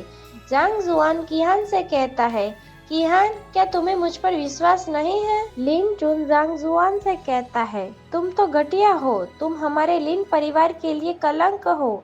लिन चुन चिल्लाते हुए जांग जुआन से कहता है, मैं फेंगी के लिए तुम्हें मार डालूंगा। ऐसा चिल्लाते हुए वो भी जांग जुआन को थप्पड़ मारने जाता है, पर उल्टा जांग जुआन उसे ही एक थप्पड़ में दूर कर देता है और उसके दांत भी गिर जाते हैं। लिन चू जांग जुआन से कहता है, तुमने मुझे मारने की हिम्मत कैसे की? लेडी लिन वही पीछे बैठे बैठे अपनी छड़ी पकड़ते हुए गुस्से में कहती है, कोई इस इंसान को मेरे घर से बाहर फेंक दो। जांग जुआन मन में सोचता है, इतने लंबे समय के बाद भी लिन किहान यह बात पूरी नहीं करता और किहान उसे घूर कर देखती है तो जांग जुआन उसका मुंह दूसरी तरफ फेर लेता है। जांग जुआन मन में सोचता है, तुम्हें मुझ पर इतना सा भी भरोसा नहीं है? लिन किहान दुखी हो जाती है और दूसरी तरफ जांग जुआन नाराज होकर वहां से बाहर की तरफ जाने लगता है। जांग जुआन सभी से कहता है, अगर ऐसी बात है तो मेरा यहाँ रहने का क्या मतलब है? लिन चुन कहता है, ठीक है बाहर निकलो। अपना सूजा हुआ चेहरा पकड़ते हुए चिल्लाने लगता है। लिन चुन सभी से कहता है, मुझे तो पता था कि यह जांग जुआन एक अच्छा आदमी नहीं था। लिन चू फिर से सभी से कहता है, हमारे लिन परिवार ने उसे पाला है, वह ऐसा शर्मनाक काम कैसे कर सकता है? किहान अपने दोस्त को संभालते हुए नीचे उसके पास बैठ जाती है। लिन किहान फेंगी से कहती है, रो मत, मैं निश्चित रूप से पता लगा लूंगी कि वास्तव में क्या हुआ था, चिंता मत करो। लिन किहान फिर से फेंगी से कहती है, अगर यह सचमुच उसी ने किया है तो मैं। किहान अपनी बात पूरी कर पाती उससे पहले ही फेंगी चिल्लाते हुए कहती है, लिन किहान तुम्हारा क्या मतलब है? क्या तुम समझ नहीं पा रही कि क्या हुआ है?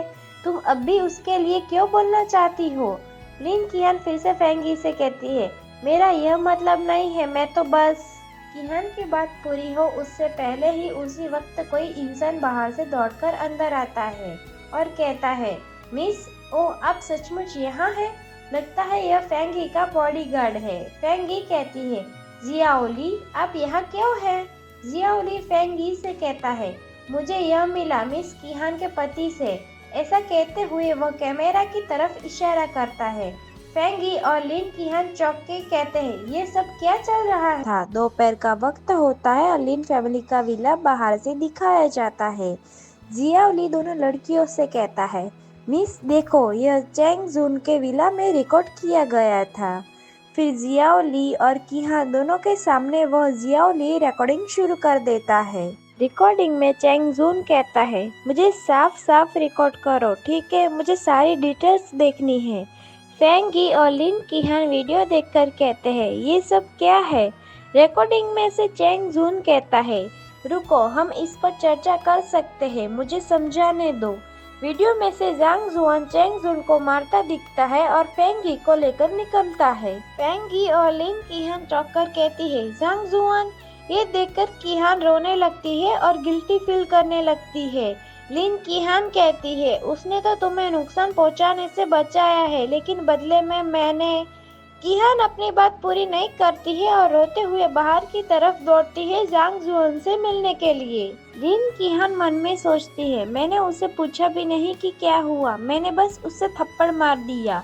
लिन कीहान ऐसे भाग के जा रही है मानो उसका पति मरने के लिए जा रहा हो। तभी सीन बदलता है और बाहर का सीन दिखाया जाता है, जहां जांग जुआन बाहर चलता हुआ केन को लात मारता हुआ आगे बढ़ रहा होता है। उतने में वहां लिन कीहान भागते हुए आ जाती है और उसकी सांसें फूल रही होती है। यह महसूस करके कि कोई उसके पीछे आया है, जांग जुआन थोड़ा चौंक जाता है। लिन कीहान चिल्लाते हुए कहती है, जांग जांग जुआन, मुझे सब पता है, प्लीज मत जाइए। जांग जुआन अपना हाथ अपने चेहरे पर रखकर भोली शक्ल बनाते हुए लिन कीहान से कहता है, तुम मुझे कैसे मुआवजा दोगे, मेरा चेहरा अभी भी बहुत दर्द कर रहा है। लिन कीहान जांगजू से कहती है, मैं मेडिकल एक्सपेंसेस का भुगतान करूंगी, मैं आपके लिए कुछ भी करूंगी। ऐसा कहते हुए लिन कीहान जांगजू को प्यार से मारती है और जांग जुआन खुश होता है। इसी तरह दोनों का रोमांस हो रहा होता है। फिर सीन बदलता है, हमें अगले दिन कोई फार्म्स मार्केट का गेट दिखाया जाता है। सीन मार्केट में शिफ्ट होता है। जांग जुआन सब्जी हाथ में पकड़ते हुए फोन में बात करते हुए कहता है, क्या चल रहा है? चश्मे वाला मैनेजर कहता है, बॉस, हमें खबर मिली है कि कुछ हत्यारे हमारे भाभी के पीछे पड़े हैं। फिर सीन बदलता है। अगले सीन में बड़ी बिल्डिंग से लिन कीहान किसी दूसरी लड़की के साथ बाहर आती हुई दिखाई जाती है। वहां पर जांग जुआन आ जाता है, जो अभी भी वह सुबह के मार्केट वाले कपड़ों में ही होता है, लेकिन बहुत ज्यादा प्यार से कीहान को बुला रहा होता है। लिन कीहान मन में सोचती है, हाँ, अभी यह यहाँ क्यों आया है? जांग जुआन लिन कीहान से कहता है, कीहान, मेरे पास अब कोई नौकरी नहीं है, क्या आप मुझे कुछ पैसे दे सकते हैं? ज्यादा नहीं, सिर्फ 500 युआन।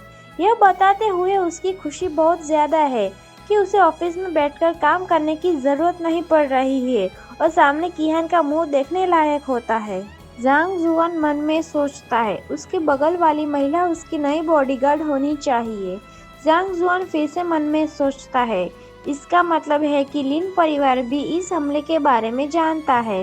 लिन कीहान अपना सर पकड़ते हुए सोचती है, मैंने उसके लिए कुछ काम का प्रबंध करने में भी उसकी मदद की, मुझे उम्मीद नहीं थी कि वह पहले दिन ही छोड़ देगा। अब इस लड़के को कौन समझेगा कि उसको नौकरी से निकाल दिया गया है? बेचारा अपनी बीवी के लिए नौकरी करने गया था। लिन कीहान फिर से मन में सोचती है, मुझे यह कहते हुए पछतावा हो रहा है कि मैं उसके लिए कुछ भी करूंगी, ऐसा मैंने कहा। लिन कीहान जांग जू से कहती है, यह पैसा आपके लिए है, लेकिन कंपनी में आते समय ऐसा कुछ न पहने। लिन कीहान उसे पैसे देते हुए कहती है, लेकिन चेहरा देखकर लगता है कि उसे पैसे देने का बिल्कुल भी मन नहीं है और उसका पति उससे पैसे ले रहा हो जैसे कोई खजाना मिल रहा हो। उसके चेहरे पर खुशी साफ साफ दिख रही है। जांग जुआन लिन कीहान से कहता है, तुम सबसे अच्छी हो, क्या तुम घर जा रही हो? मुझे भी अपने साथ ले चलो। लिन कीहान की स्पोर्ट्स कार 2 सीट वाली दिखाई जाती है। लिन कीहान जांग जू से कहती है, मुझे माफ करना, लेकिन कार में कोई जगह नहीं है। लिन कीहान की बॉडीगार्ड कहती है, हम मेरी कार ले सकते हैं। यह बात सुनते ही लिन कीहान अपना सर पीटने लगती है और जांग जुआन खुशी से नाचने लगता है। जांग जुआन कहता है, वाह, और फिर सब बॉडीगार्ड की कार में घर जाने के लिए निकलते हैं और जांग जुआन गाड़ी में बॉडीगार्ड से कहने लगता है, ब्यूटीफुल लेडी, सवारी के लिए थैंक यू। जांग जुआन फिर से कहता है कि आप न्यू एम्प्लॉय हैं, मैंने आपको पहले क्यों नहीं देखा? ये जांग जुआन की बेकार बातें सुनकर उस बॉडीगार्ड का मुंह बिगड़ जाता है और जांग जुआन मुस्कुरा रहा होता है। उतने में ही बॉडीगार्ड खुश दिखकर चौंक जाती है। वो ब्रेक लगाती है। जांग जुआन गाड़ी में आगे की सीट में टकराता है। जांग जुआन कहता है, क्या हुआ? आगे कुछ वैन खड़ी होती है। यह देखकर बॉडीगार्ड हॉर्न बजाती है, पर वो हटती नहीं है। लिन कीहान कहती है, हमारा विला आगे कुछ ही दूर है, सड़क क्यों रोकी गई है? बॉडीगार्ड कहती है, यह ठीक नहीं लग रहा। मिस लिन, कार में ही रहिए, मुझे देखने दीजिए। ऐसा कहकर बॉडीगार्ड कार से उतरती है और यह देखकर आगे की वैन में से कुछ गुंडे उतरते हैं, जो देखने में सबके सब छपरी लग रहे होते हैं। हम गुंडों को उनके बालों के रंग और स्टाइल के हिसाब से नाम देंगे, क्योंकि हमें उन गुंडों के असली नाम नहीं दिखाए गए हैं। भूरे बाल वाला अपने मुंह के आगे चाकू पकड़ते हुए कहता है, अरे प्यारी लड़की, एक तरफ हटो, हमें केवल कार के अंदर बैठी हुई लड़की की जान चाहिए। बॉडीगार्ड कहती है, क्या तुम उस लड़की को मार पाओगे? भूरे बाल वाला गुंडा कहता है, तो फिर किसी और की हत्या के लिए मुझे दोष मत देना। ऐसा कहते ही वो चाकू से बॉडीगार्ड पर हमला करने के लिए भागता है, फिर हमला भी कर देता है, पर बॉडीगार्ड नीचे झुककर बच जाती है और उसका हाथ कोहनी के ऊपर से पकड़कर उसे उछालकर गाड़ी के ऊपर पटक देती है। लिन कीहान कहती है, जांग जुआन जल्दी करो और पुलिस को बुलाओ। ऐसा कहकर वो पीछे देखती है, पर जांग जुआन वहाँ नहीं होता। लिन कीहान कहती है, वो कहाँ गया? लिन कीहान ये देखकर चौंक जाती है और डरने लगती। बाहर से जांग जुआन और कीहान का विला दिखाया जाता है। फिर दरवाजा खुलता है और जांग जुआन अंदर आता है। फिर वही दरवाजे से थोड़ी दूर खड़े रहकर ही अंदर की तरफ देखने लगता है। जांग जुआन कहता है, बाहर इतना हंगामा करने के बाद चुपके से मेरे घर के अंदर आने का क्या मतलब है? अपना हुलिया दिखाओ, बेवकूफ इंसान। फिर किसी के सीढ़ियों से उतरते पैर दिखाए जाते हैं और बाद में पता चलता है कि वह एक टोपी वाला आदमी है जो नीचे उतर रहा होता है। टोपी वाला आदमी कहता है, अच्छा अच्छा, आपने मेरी उपस्थिति पर ध्यान दिया। आपको देख के पता चलता है कि आपके पास कुछ तो स्किल्स है। जांग जुआन गुस्से में उसे उंगली दिखाता है और कहता है, बेवकूफ इंसान, तुमने वास्तव में ऐसा करने की हिम्मत कैसे की? जांग जुआन अपनी पहली बात पूरी नहीं करता और जमीन पर उसके जूते के निशान देखते हुए कहता है, जरा उस फर्श को तो देखो जो मैंने आज ही साफ किया था। कमीने, तुमने इसे बर्बाद कर दिया। टोपी वाला आदमी कहता है, आप सचमुच एक ऐसे इंसान हैं जो अपने परिवार की परवाह करते हैं, यहाँ तक कि जब आप मरने वाले होते हैं तब भी आप इनके बारे में ही चिंतित रहते हैं। जांग जुआन कहता है, कमीने, सिगरेट बंद कर दे, मेरी पत्नी को धूम्रपान से नफरत है। टोपी वाला आदमी सिगरेट का धुआं उड़ाते हुए कहता है, अगर मैं ना कह दूं तो क्या होगा? जांग जुआन गुस्से में कहता है, तब तुम मेरे हाथों मरोगे। टोपी वाला आदमी कहता है, तुमने मौत को दावत दी है। ऐसा कहते हुए वो जांग जुआन पर हमला करता है, पर जांग जुआन हंसता है और कहता है, तुम तो बहुत स्लो हो। जांग जुआन फिर उसका हाथ मरोड़ के तोड़ देता है और फिर जांग जुआन उसको गले के पास जोर से मारता है, जिससे वह घुटनों पर गिर जाता है। उसी वक्त जांग जुआन उसके गले का निशान देख लेता है और कहता है, तुम डार्क नाइट के 13 सदस्यों में से एक हो, है ना? जांग जुआन फिर से कहता है, तुम्हें हायर करने वाला कौन है? टोपी वाला आदमी कहता है, चूंकि आप डार्क नाइट के बारे में जानते हैं, इसीलिए ये स्पष्ट होना चाहिए कि भले ही हम मर जाए, हम हायर करने वाले की पहचान कभी उजागर नहीं करते हैं। फिर जांग जुआन उसके सामने घुटनों पर बैठकर जेब से कुछ निकालकर उसे दिखाता है। जांग जुआन कहता है, क्या आप इसे पहचानते हैं? फिर जांग जुआन के हाथ में एक सोने की अंगूठी दिखाई देती है। टोपी वाला आदमी चौंकते हुए कहता है, होली, यह तो होली रिंग है। टोपी वाला आदमी डरते हुए कहता है, आप, यह तो आप है। जांग जुआन कहता है, मुझे बताओ कि तुम्हें हायर करने वाला कौन है, वरना मैं तुम्हारे सभी 12 भाई बहनों को मार डालूंगा। टोपी वाला आदमी डरते हुए कहता है, हायर करने वाले का सरनेम सू है, यह यान्सी से है। उसके बाद तुरंत ही टोपी वाला आदमी अपने दांत में कोई जहर जैसी चीज को चबाता है, जिससे उसके मुंह से खून निकलता है और वो वहीं पर मर जाता है। फिर जांग जुआन वहां से जाते हुए किसी को कॉल करता है और कहता है, यान्सी में सू सरनेम वाले सभी लोगों की जांच करो। फिर सीन बदलता है और कुछ समय बाद का सीन दिखाया जाता है। लिन कीहान और उसकी बॉडीगार्ड विला पर आ जाते हैं। लिन कीहान को देख के लग रहा है कि उसका मूड खराब होता है और वह विला में अपने बॉडीगार्ड के साथ आ जाती है। वहाँ जांग जुआन फनी लुक में हाथ से चलने वाले दो पंखे लेकर खड़ा होता है और किहान को देखते ही मुस्कुराता है। जांग जुआन किहान से कहता है, मेरी बीवी तुम वापस आ गई। जांग जुआन लिन किहान से फिर से कहता है, यहाँ मैं आपको ठंडा होने में मदद करता हूँ, और उस पर वही हाथों से चलने वाले पंखे से हवा डालता है। लेकिन लिन किहान इरिटेट होकर कहती है, भाड़ में जाओ। फिर किहान वही बैठ जाती है और अपना सिर पीटते हुए मन में सोचती है, मुझे लगा था कि जांग जुआन सचमुच बदल गया है, लेकिन मुझे उम्मीद नहीं थी कि वह इतना कायरतापूर्वक व्यवहार करेगा। जब हम खतरे में थे तो वह बस भाग गया। जांग जुआन वहाँ एक बड़े टब में पानी लेकर आया होता है। जांग जुआन किहान से कहता है, मेरी बीवी तुमने बहुत मेहनत की है, मुझे तुम्हारे पैर भिगोने में मदद करने दो। लिन किहान जांग जू से कहती है, ये क्या बेहुदा हरकत है। तभी जांग जुआन लिन किहान के पैरों को पकड़कर उसकी हील्स उतारने लगता है। लिन किहान फिर से जांग जू से कहती है, तुम क्या कर रहे हो, ये सब रहने दो। जांग जुआन बिना कुछ सुने बस उसके पैर उसे छोटे से पानी के भरे टब में डाल देता है। जांग जुआन मन में सोचता है, किहान तुम में अभी भी जहर के छिपे हुए निशान हैं, जिनका मालिशों से इलाज करने की ज़रूरत है। वह अंततः बेहतर हो रही है, लेकिन मुझे यह नियमित रूप से करने की ज़रूरत है। ठंडे पानी में पैर जाते ही किहान लाल हो जाती है और शर्माने लगती है। लिन किहान जांग जू से कहती है, जांग जुआन मुझे ऐसे मत छुओ, यहाँ दूसरे लोग हैं। ऐसा कहते हुए लिन किहान अपने पैर वापस खींच लेती है और जांग जुआन उसके पैर पकड़ते हुए कहता है। तभी बॉडीगार्ड लिन किहान से कहती है, मुझ पर भरोसा करे, मैं इसके बारे में किसी को कुछ भी नहीं कहूँगी। जांग जुआन लिन किहान से कहता है, मेरी बीवी आप अभी भी सचमुच शौक में चली गई थी, यह मालिश आपको तनाव से निपटने में मदद कर सकती है। लिन किहान चौंकी हुई होती है और उसका चेहरा भी हल्का सा लाल हुआ होता है। लिन किहान मन में सोचती है, पिछले कुछ दिनों से मुझे बहुत अच्छी नींद आ रही है, क्या इन चीज़ों से ऐसा हो सकता है।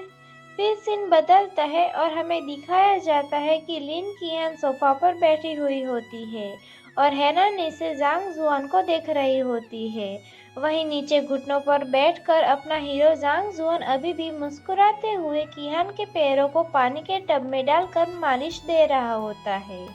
लिन किहान मन में सोचती है, क्या यह जांग जुआन की उस मालिश के कारण है जो मुझे रोज देता है।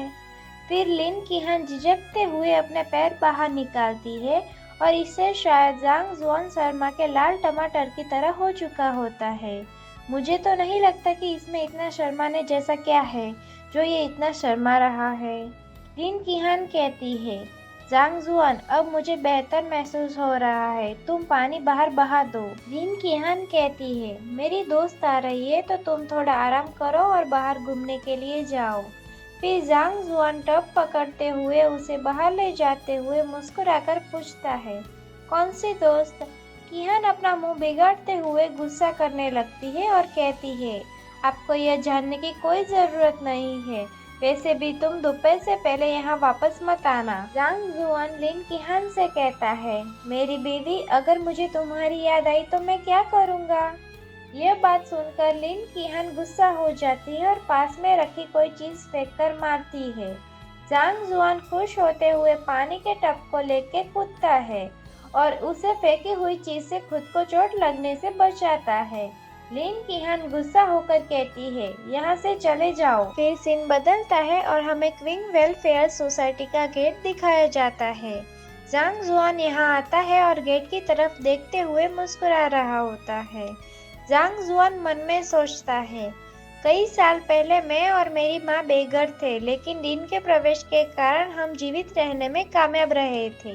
दिन के प्रवेश का क्या मतलब है यह तो मुझे भी समझ नहीं आया, पर जैसा लिखा है उस हिसाब से यहाँ रहने की बात होगी। जांग जुआन मन में सोचता है, अगर लिन किहान अपनी सहेली के साथ घूमना चाहती है तो मैं यहाँ जाकर बच्चों से मिल सकता हूँ। जांग जुआन अपने हाथों में खिलौने लेकर अंदर गेट के अंदर बिल्डिंग की तरफ जाता हुआ दिखाया जाता है और दूसरे सीन में जैसे वो बिल्डिंग में आता है, वहाँ 3 बच्चों को एक पिकाचो देता है। वो तीनों बच्चे यह देखकर खुश हो जाते हैं। जांग जुआन कहता है, अरे जल्दबाजी मत करो, सबके लिए अलग अलग खिलौने हैं। एक बच्चा कहता है, ब्रदर जांग जुआन। दूसरा बच्चा कहता है, ब्रदर मुझे ये चाहिए। फिर दूसरे सीन में वो भी सभी बच्चे खिलौनों के साथ खेलने लगते हैं और जांग जुआन वहाँ दूर खड़ा खड़ा उन्हें देखकर मुस्कुरा रहा होता है। जांग जुआन मन में सोचता है, जब मैं बच्चा था तो जब कोई हमें उपहार देने आता था तो मैं बहुत खुश हो जाता था। उतने में वहाँ एक छोटी सी क्यूट बच्ची आती है और जांग जुआन की टी शर्ट खींचने लगती है और वो बच्ची कहती है, ब्रदर जांग जुआन के आप येन येन के साथ खेलेंगे? लगता है इस बच्ची का नाम येन येन है। जांग जुआन हंसते हुए कहता है, ठीक है, मैं तुम्हें ऊपर उठाना चाहता हूँ। फिर वो बच्ची को हवा में उछलता है और दोनों लोग खुश हो जाते हैं और जोर जोर से हंस रहे होते हैं। बच्ची कहती है, हाँ मैं हवा में उड़ रही हूँ। उतने में वहाँ बाहर महंगी गाड़ी आकर रुकती है और कार के अंदर से 3 लोग उतरते हैं। उसमें से 2 आदमी और एक लड़की होती है। देखने से लगता है कि यह तीनों बुरे लोग होते हैं।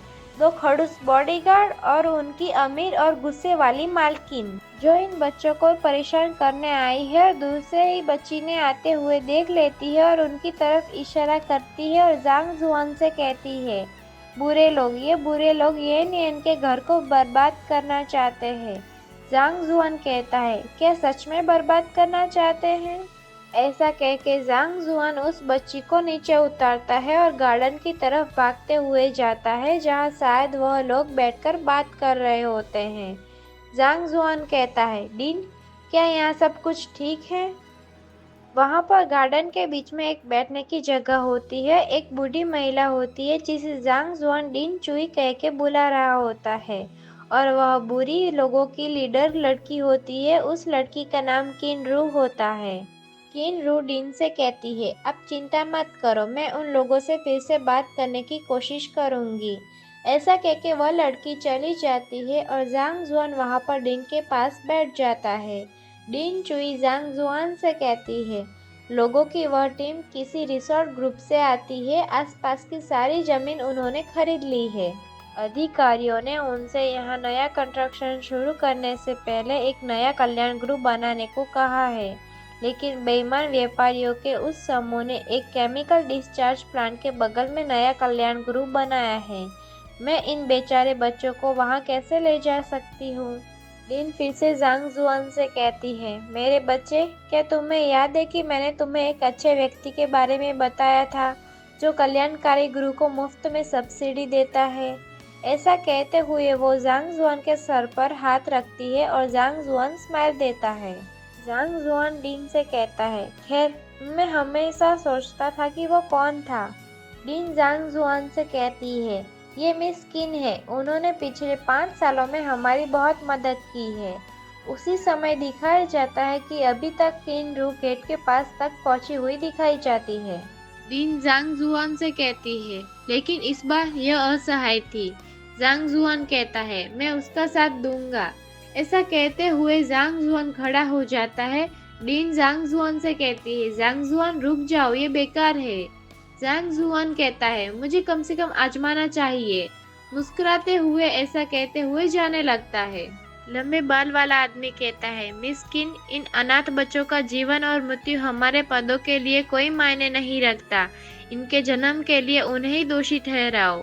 किन रू कहती है, साले, तू कैसे ऐसे बोल सकता है? दिल सवेरे तुझे सजा मिलेगी। दूसरा आदमी कहता है, कुछ ही दिनों में हमें सरकारी दस्तावेज मिल जाएंगे। यह कल्याण गृह गिरा दिया जाएगा। जांग जुआन कहता है, मुझे नहीं पता कि इस अनाथालय को गिरा दिया जाएगा या नहीं। ऐसा कहते हुए वो एक डंडा लेके आया होता है। वो देख के चारों लोग चौंक जाते हैं। शायद मुझसे गलती हो गई, वो बुरी लड़की तो अभी भी गेट पर खड़ी है। मैंने गलती से किन रू जैसी अच्छी लड़की को बुरी लड़की कह के इंट्रोडक्शन करवाया।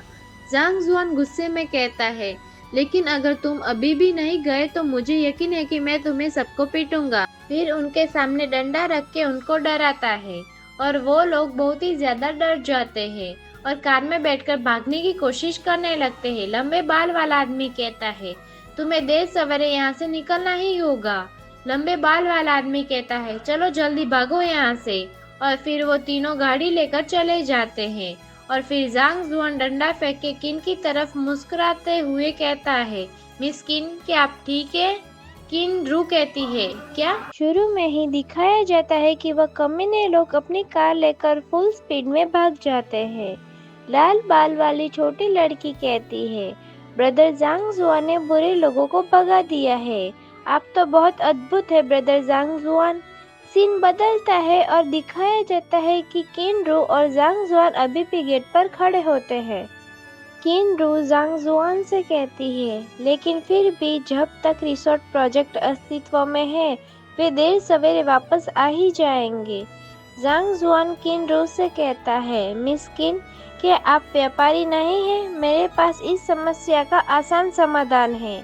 किन रू जांग जुआन से कहती है, क्या आप चाहते हैं कि मैं इनसे इस भूमि की डेवलपमेंट के अधिकारी छीन लूं? जांग जुआन अपनी उंगली से इशारा करते हुए कहता है, नहीं नहीं। जांग जुआन अपनी उंगली से एक पास के एक पहाड़ की तरफ इशारा करते हुए कहता है, मैं चाहता हूँ कि आप उस पहाड़ को समतल करें।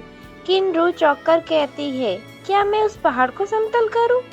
फिर आगे क्या बात हुई नहीं दिखाया जाता है और वहीं से सीन बदलता है। शाम के समय पर लिन कीहान का विला दिखाया जाता है। लिन कीहान मिशेल से कहती है, शेफ मिशेल, क्या सब कुछ तैयार है? मैं अब और इंतजार नहीं कर सकती हूँ। मिशेल किचन में खाना पकाते हुए दिखाई जाती है। मेरे ख्याल से तो दिखने में बहुत अधिक सुंदर है, लेकिन लिन कीहान के सामने इसकी खूबसूरती फीकी पड़ रही है। शेफ मिशेल लिन कीहान से कहती है, लिन कीहान, आप हमारे प्रसिद्ध आइसबर्ग राष्ट्रपति हैं। मैं आपको अपना बेकार खाना परोसने की हिम्मत कैसे कर सकती हूँ? लगता है दोनों दोस्त है। और मिशेल लिन कीहान को ताना दे रही है। लिन कीहान कहती है, ये सारी लड़की, क्या तू सिर्फ मेरा मजाक उड़ाना जानती है? मैंने सही अंदाजा लगाया था, दोनों एक दूसरे की दोस्त है। तभी सीन बदलता है और जांग जुआन दरवाजे से एंट्री लेता है। जांग जुआन लिन कीहान से कहता है, मेरी बीवी, मैं वापस आ गया हूँ। लिन कीहान सोचती है, अरे नहीं। किचन के बाहर खड़ी होकर लिन कीहान की हालत खराब हो रही होती है और उसकी दोस्त मिशेल अभी भी किचन में खाना पका रही होती है। लिन कीहान सोचती है, वो वापस आ गया है। अगर उसने मुंह खोला तो मिशेल को पता चल जाएगा कि मैंने जो कुछ भी कहा वो सब झूठ है। लिन कीहान उसके पति जांग जुआन की तरफ भागते हुए आ रही होती है और साथ ही साथ वही दूर रुकने का इशारा करती है। ये सब देखकर जांग जुआन उलझन में होता है। जांग जुआन कीहान से कहता है, क्या हुआ? कीहान बेचारे जांग जुआन को मुक्का दिखाकर डराती है। ये देखकर जांग जुआन पानी पानी हो जाता है और कांप उठता है। लिन कीहान जांग जू से कहती है, जांग जुआन, मैंने अपने दोस्तों से कहा है कि तुम कलाकार हो, तो इसे भूलने की हिम्मत मत करना, ठीक है? जांग जुआन कीहान से कहता है, हाँ, इंटरेस्टिंग है। जांग जुआन मुंह बिगाड़ते हुए और डरते हुए बेस्ट होने का इशारा करता है। जांग जुआन कीहान से कहता है, चिंता मत करो मेरी बीवी, अब सब कुछ मुझ पर छोड़ दो। यहाँ ये सब तमाशा चल रहा होता है और वहाँ दूसरी तरफ मिशेल हाथ में केक का टुकड़ा लेकर उन दोनों के पास आ जाती है। शेफ मिशेल जांग जुआन से कहती है, अरे क्या आप जांग जुआन हैं? जांग जुआन सीरियस मोड में कहता है, शेफ मैडम, आप सचमुच बहुत सुंदर लग रही है। शेफ मिशेल जांग जुआन से कहती है, मिस्टर जांग, आपका फ्रांसीसी शिष्टाचार वास्तव में अच्छा है। ऐसा बोलते हुए दोनों एक दूसरे से हाथ मिलाते हैं और मिशेल मुस्कुराते हुए कहती है, मेरा नाम मिशेल है, मैं कीहान की सबसे अच्छी दोस्त हूँ। फिर सीन बदलता है और वह सब डाइनिंग टेबल पर रखे हुए दिखाए जाते हैं और टेबल पर ढेर सारा खाना रखा होता है। शेफ मिशेल जांग जुआन से कहती है, आओ हमारे साथ खाना खाओ, खाना तैयार है। लिन कीहान हाथ में कटोरा लेके अपने स्वादिष्ट खाने का मजा ले रही होती है। तभी अचानक शेफ मिशेल जांग जुआन से कहती है, मिस्टर जांग, मैंने कीहान से सुना है कि आप दोनों एक आर्ट एग्जीबिशन में मिले थे, क्या यह सच है? मिशेल की यह बात सुनकर कीहान का मुंह बिगड़ जाता है। लिन कीहान मिशेल से कहती है, मिशेल, क्या तुम जांग जुआन से पूछताछ करने की कोशिश कर रही हो? दूसरी तरफ मिशेल स्माइल करते हुए शांति से बैठी होती है। शेफ मिशेल मन में सोचती है, हाँ मैं बस ये देखना चाहती हूँ कि उसने हमारी आइसबर्ग प्रेसिडेंट को शादी के लिए मूर्ख बनाने के लिए जांग जुआन ने क्या चाल चली होगी। लिन कीहान जांग जू से कहती है, जांग जुआन बस उसे अनदेखा करो। इतना बोलते ही लिन कीहान जांग जू की टी शर्ट पकड़ के हल्के से इशारा कर रही होती है और बेचारा जांग जुआन दोनों के बीच ऐसा फंसा है कि अपने चेहरे पर नकली मुस्कान के साथ खाना खाने की कोशिश कर रहा है। जांग जुआन कीहान से कहता है, ठीक है। जांग जुआन और कीहान की यह बात सुनकर मिशेल भड़क जाती है और हल्के गुस्से में आ जाती है। शेफ मिशेल कीहान से कहती है, तो फिर मुझे बताया मिस प्रेसिडेंट, क्या आपने मुझसे झूठ तो नहीं बोला। मिशेल का यह रूप देखकर कीहान डरने लगती है और उसे लगता है कि अब तो उसका राज मिशेल के सामने खुल ही जाएगा।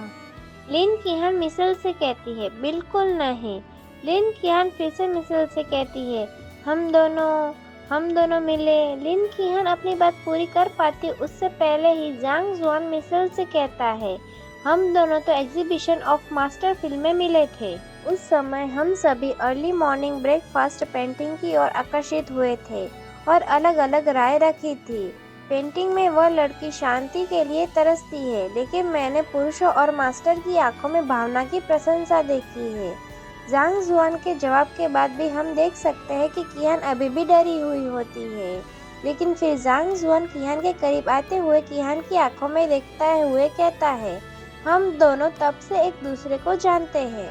मिशेल फिर से कहती है, क्या रोमांटिक मुलाकात थी, मुझे सच में तुमसे और कीहान से जलन हो रही है। शेफ मिशेल फिर से कहती है, अरे बाप रे, मैं ये स्नेल्स पकाना भूल गई।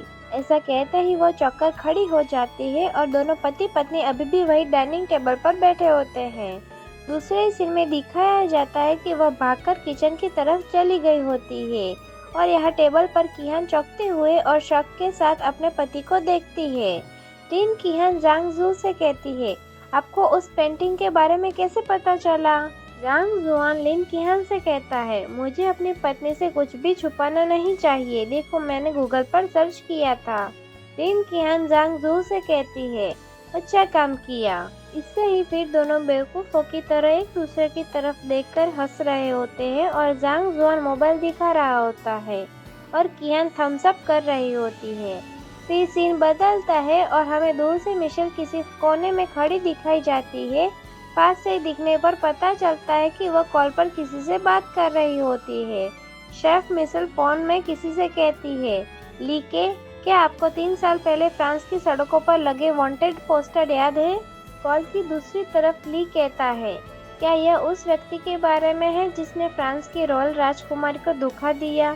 शेफ मिशेल कहती है, वह न केवल देश से भाग निकला और सुरक्षित घर लौट आया है।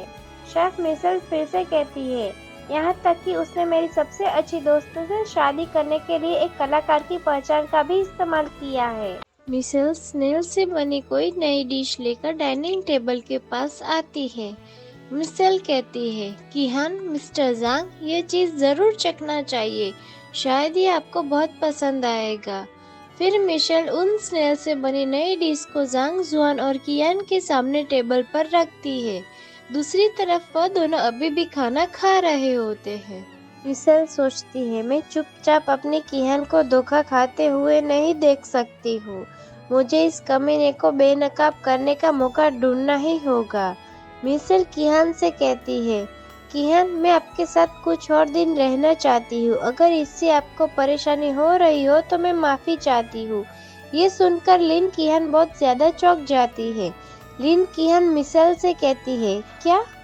लिन कीहान मिशेल से कहती है, हाँ, बिल्कुल नहीं, आपका यहाँ स्वागत है। फिर कीहान जांग जुआन की नज़रों से डरती है और बेचारा जांग जुआन मुस्कुराते हुए सब झेल लेता है। लिन कीहान सोचती है, ये तो बुरा है, मैं उसे जांग जुआन के बारे में नहीं पता लगने दे सकती, अन्यथा यह हमारे लिए बहुत शर्मनाक होगा। फिर सीन बदलता है और हमें डिनर के बाद का सीन दिखाया जाता है। लिन कीहान एक कमरे में सोफा पर बैठी हुई होती है और बाद में पता चलता है कि वह अकेली बैठकर टीवी देख रही होती है और टीवी में शायद उसी अनाथ आश्रम को बचाने वाले लड़की का इंटरव्यू चल रहा होता है। मुझे तो देखने से तो वही लग रहा है। लिन कीहन कहती है, जिस व्यक्ति के दिमाग में पहाड़ों को उड़ाने का विचार है वह अवश्य ही अद्भुत व्यक्ति होगा, है ना?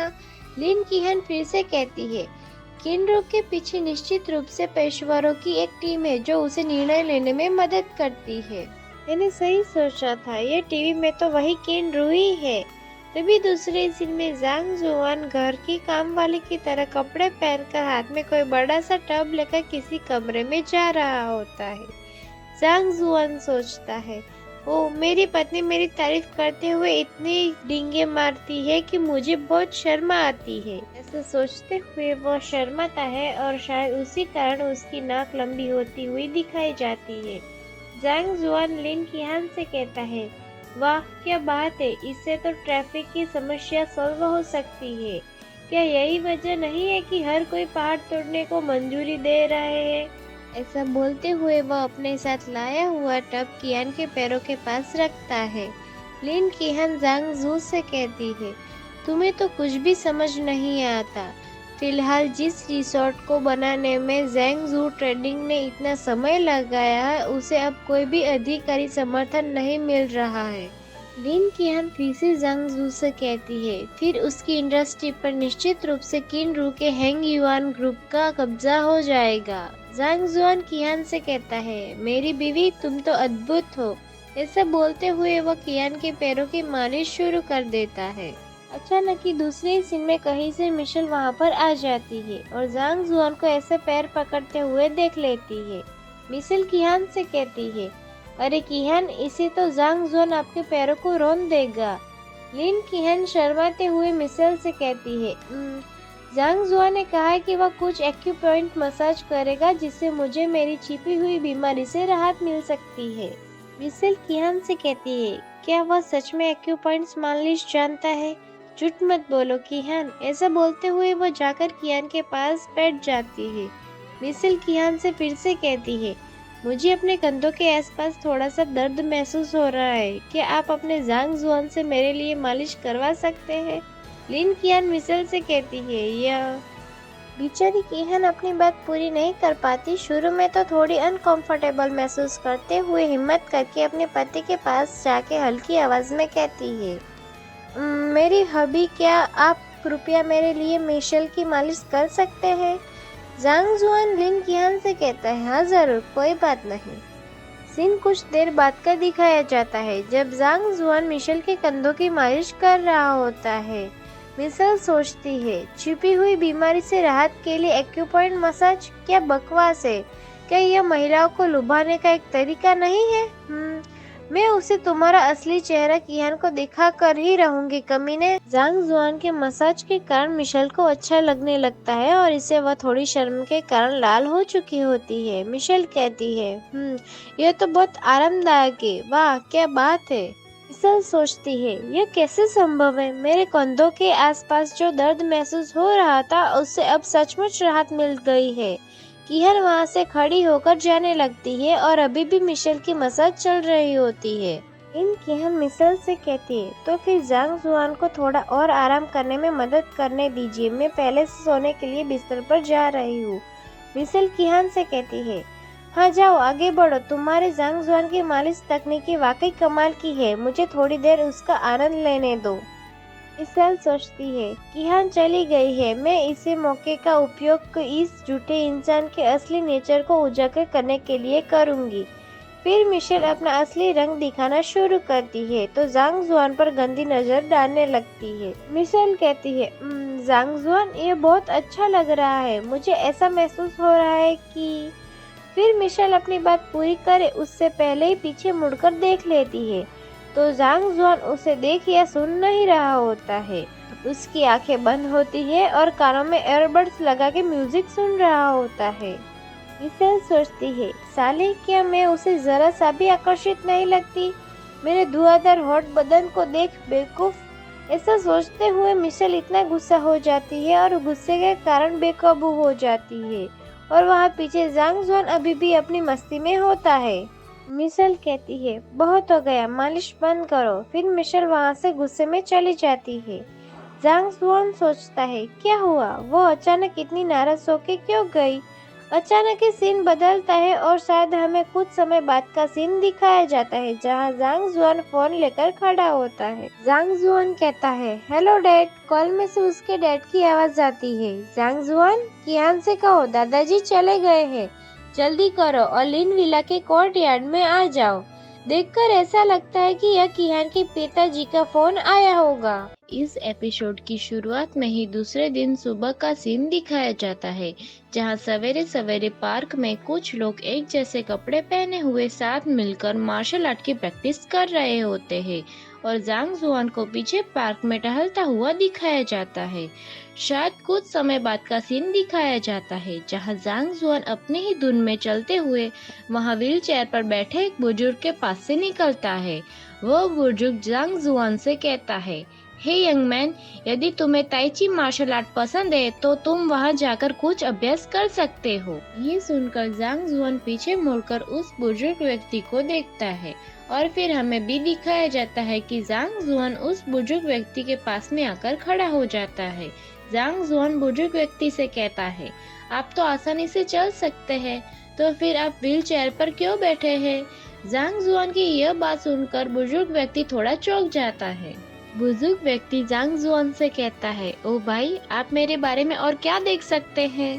फिर जांग जुआन बुजुर्ग को देखकर अपनी थोड़ी खुजाते हुए कहता है, आपका हृदय डैमेज है जिसके कारण प्रतिदिन सीने में दर्द बढ़ता जा रहा है और इसका इलाज आपको जितना जल्दी हो सके करना चाहिए। ये सुनकर बुजुर्ग की आंखें चमक उठती है, उसको एक उम्मीद की किरण मिलती है और वह बुजुर्ग व्यक्ति इतना ज्यादा खुश हो जाता है कि खुशी के कारण वह अपने व्हील चेयर से खड़ा हो जाता है।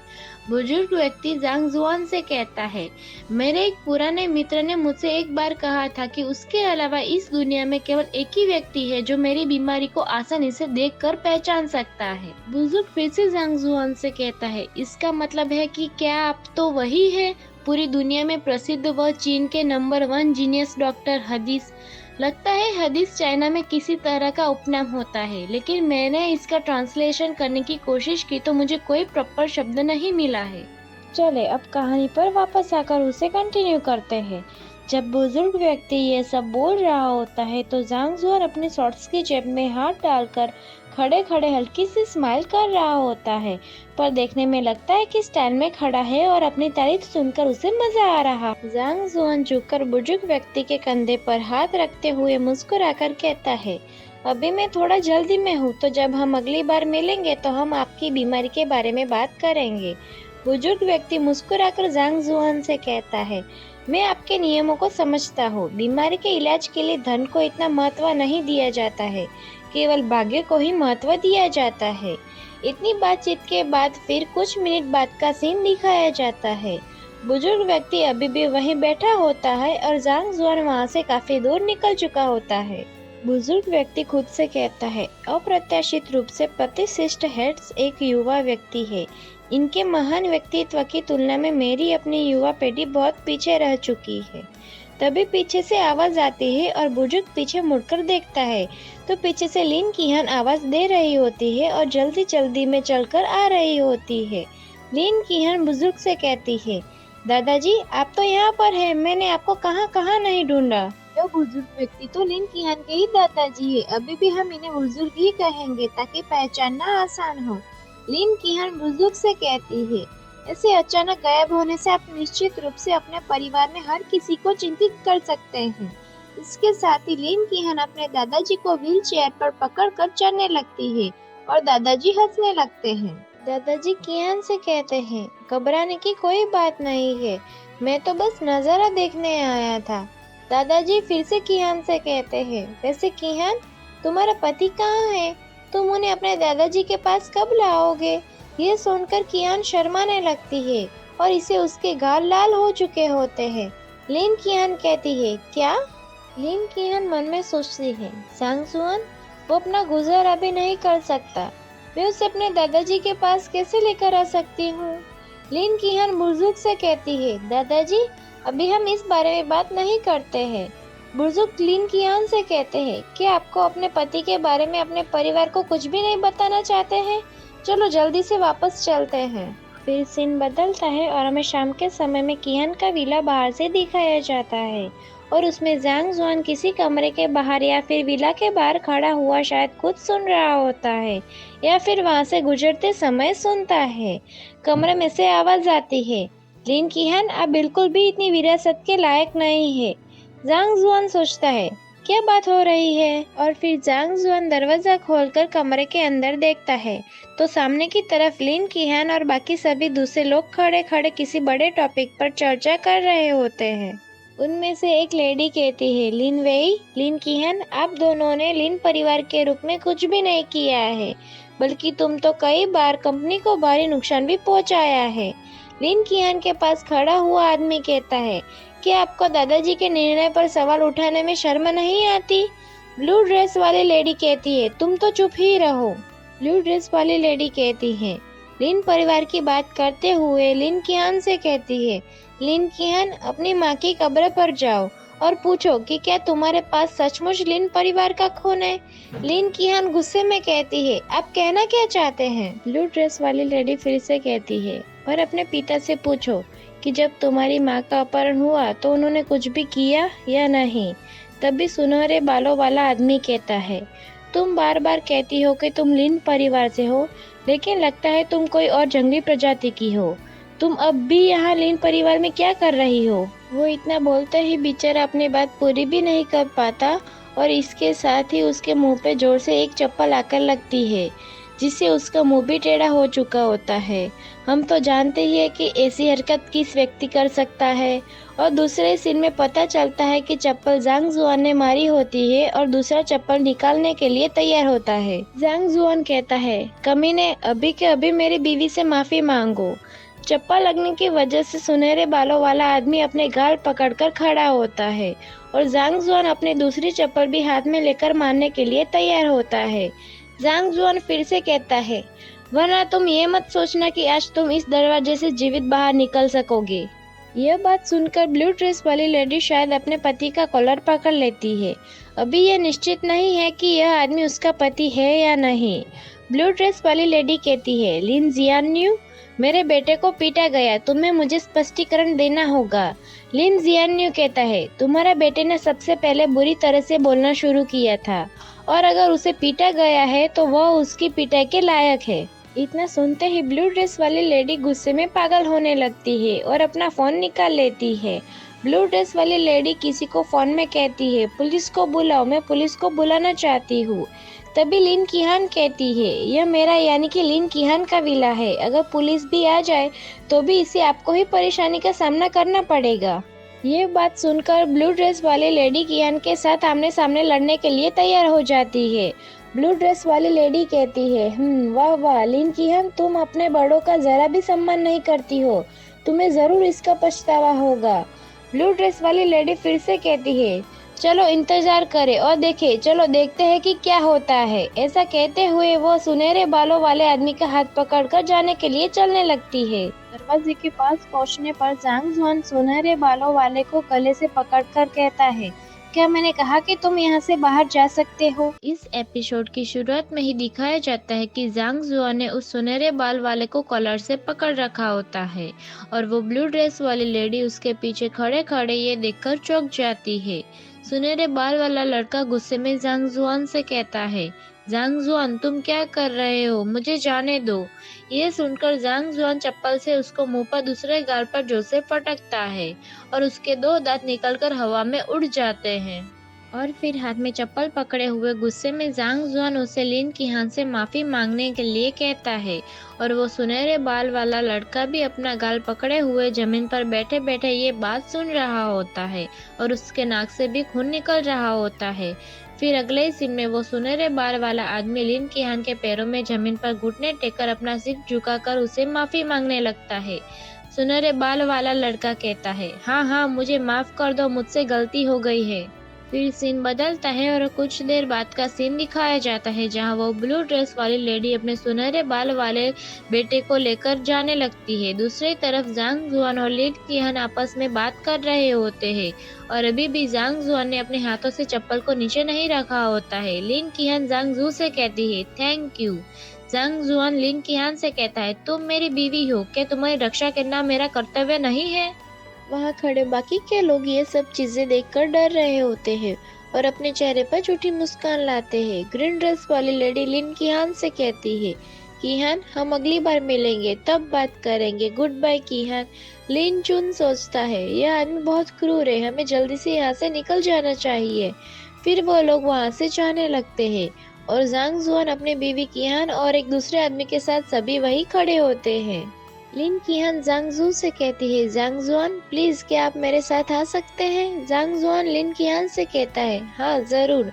फिर हमें मौसम बदलता हुआ दिखाया जाता है, जहाँ पहले धूप होती है और फिर बारिश होती है। इसका मतलब शायद कुछ महीने बीत गए होंगे। फिर सीन बदलता है और हमें दिखाया जाता है कि जहाँ बारिश हो रही है वहाँ बारिश में जांग जुआन और लिन किहान छाता लेकर कब्रिस्तान में आए हुए होते हैं। अगले सीन में लिन किहान की माँ की कब्र दिख जाती है, जहाँ कब्र पर उसकी माँ की फोटो भी लगी हुई होती है और कब्र पर फूल चढ़ाए हुए होते हैं। लिन किहान कहती है, मॉम मैं आपसे मिलने आई हूँ। लिन किहान अपनी माँ की कब्र को दुखी होकर देखते हुए कहती है, अपने हाथों से छू भी रही होती है। जांग जुआन अभी भी छाता लेकर पीछे खड़ा होता है। लिन किहान जांग जू से कहती है, जांग जुआन क्या तुम्हें पता है दादाजी सिर्फ 3 महीने और जिंदा रह सकते हैं और हमारे सभी रिश्तेदार सबसे पहले ही लिन परिवार से मिलने वाली प्रॉपर्टी को बांटने की कोशिश कर रहे हैं। और फिर लिन किहान कब्र के पास बैठकर रोने लगती है।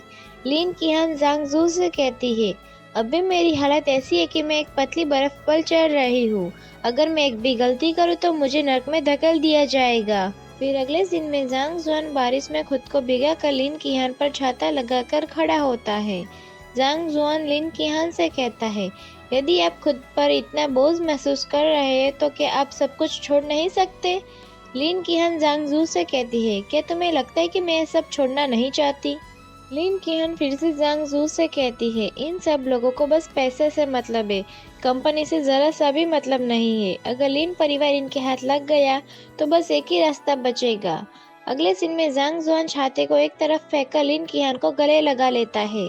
जांग जुआन लिन किहान से कहता है, किहान चिंता मत करो, चाहे कुछ भी हो जाए मैं हमेशा तुम्हारे साथ ही रहूंगा। फिर अगले सीन में वो लोग गले लगे हुए होते हैं और मौसम धीरे धीरे साफ होने लगता है और बारिश भी बंद हो चुकी होती है। जांग जुआन सोचता है, उम्मीद तो है सब ठीक हो जाए। फिर सीन बदलता है और हमें अगले दिन का सीन दिखाया जाता है, जहां जांग जुआन किसी बस स्टॉप पर खड़ा होता है। जांग जुआन सोचता है, चूंकि आज मैं फ्री हूँ तो मुझे अनाथालय जाकर देखना चाहिए कि वहाँ का मामला सुलझ गया या नहीं। फिर अगले ही पल उसके कंधे पर कोई हाथ रखता है और उसके हाथ पर कोई टैटू बना हुआ होता है। फिर अगले सीन में दिखाया जाता है कि जांग जुआन पीछे मुड़कर देखता है तो वो हाथ एक लंबे चौड़े आदमी का होता है, जिसके पूरे शरीर पर टैटू बने होते हैं। वो देखने से भी गुंडे जैसा लग रहा होता है। जांग जुआन कहता है, क्या तुम्हें कुछ चाहिए। अगले सीन में वो वैसे ही दिखने वाले और एक जैसे कपड़े वाले 2 गुंडे जांग जुआन के सामने आ जाते हैं। गुंडा कहता है, लड़के तुमने उससे पंगा लिया जिसके साथ तुम्हें पंगा नहीं लेना चाहिए था, चलो हमारे साथ आओ। अगले सीन में वो दोनों गुंडे जांग जुआन को पकड़कर ले जाने लगते हैं।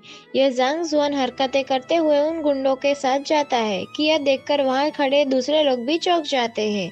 उसी वक्त जांग जुआन सोचता है, मुझे तब तक इंतजार करना चाहिए जब तक कि आसपास केवल कुछ ही लोग न रह जाए, वरना सफाई करना थकाऊ हो जाएगा। फिर वो गुंडे जांग जुआन को किसी कोने में ले गए होते हैं, जहां आसपास देखने के लिए कोई नहीं होता। वहां पर वो गुंडे जांग जुआन को धक्का देते हैं। एक गुंडा कहता है, अरे यार, इस दुनिया में ऐसे बहुत से लोग हैं जो किसी से पंगा नहीं ले सकते। फिर अगले ही सीन में मैन गुंडा ऑर्डर देता है। मैन गुंडा कहता है, उसे खत्म कर दो। ये सुनते ही वह बाकी के गुंडे उसे मारने के लिए आगे बढ़ते ही जा रहे होते हैं और ऐसे झपटते हैं जैसे कि भूखे भेड़ी, और जांग जुआन आंखें बंद करके खड़ा होता है। जांग जुआन कहता है, बस ये लोग तो कूड़े का एक ढेर है, इन सबको मार डालो। इतना कहते ही एक निंजा जैसे आदमी को काली परछाई की तरह दिखाया गया है। वह आकर उन दोनों को मार डालता है और जांग जुआन के सामने झुककर बैठा होता है। वह निंजा कहता है, माय लॉर्ड आपका और कुछ आदेश। इस बीच में वो गुंडा का लीडर घबराते हुए कहता है, तुम तो वही हो। वह गुंडा अपनी बात पूरी भी नहीं कर पाता कि वह निंजा जैसा आदमी बैठे हुए ही चाकू सीधा फेंककर गुंडे के सिर के बीच में मार देता है। जांग जुआन वहां से जाते हुए कहता है, पता लगाओ इन्हें किसे भेजा। निंजा जैसा आदमी कहता है यस माय लॉर्ड। फिर अगले ही पल वहां पर पुलिस की एक कार आ जाती है और उसमें से एक हॉट लेडी पुलिस उतरती है। वो पुलिस लेडी जांग जुआन की तरफ इशारा करते हुए उसे पकड़ने के लिए कहती है। लेडी पुलिस कहती है जाओ और उसे पकड़ो, उसे भागने मत दो। लेडी पुलिस फिर से कहती है दूसरे गैंगस्टर है, उन सबको भी लेकर आओ। अगले सीन में जांग जुआन को हथकड़ी पहना दी गई होती है और ये देखकर वो सोच में पड़ गया होता है कि ये क्या हो रहा है। जांग जुआन कहता है ये सब क्या हो रहा है। आज का अपना सफर यहीं तक का था। अब फिर मिलेंगे नेक्स्ट एपिसोड के साथ। Thanks for watching our videos. Please like and subscribe guys.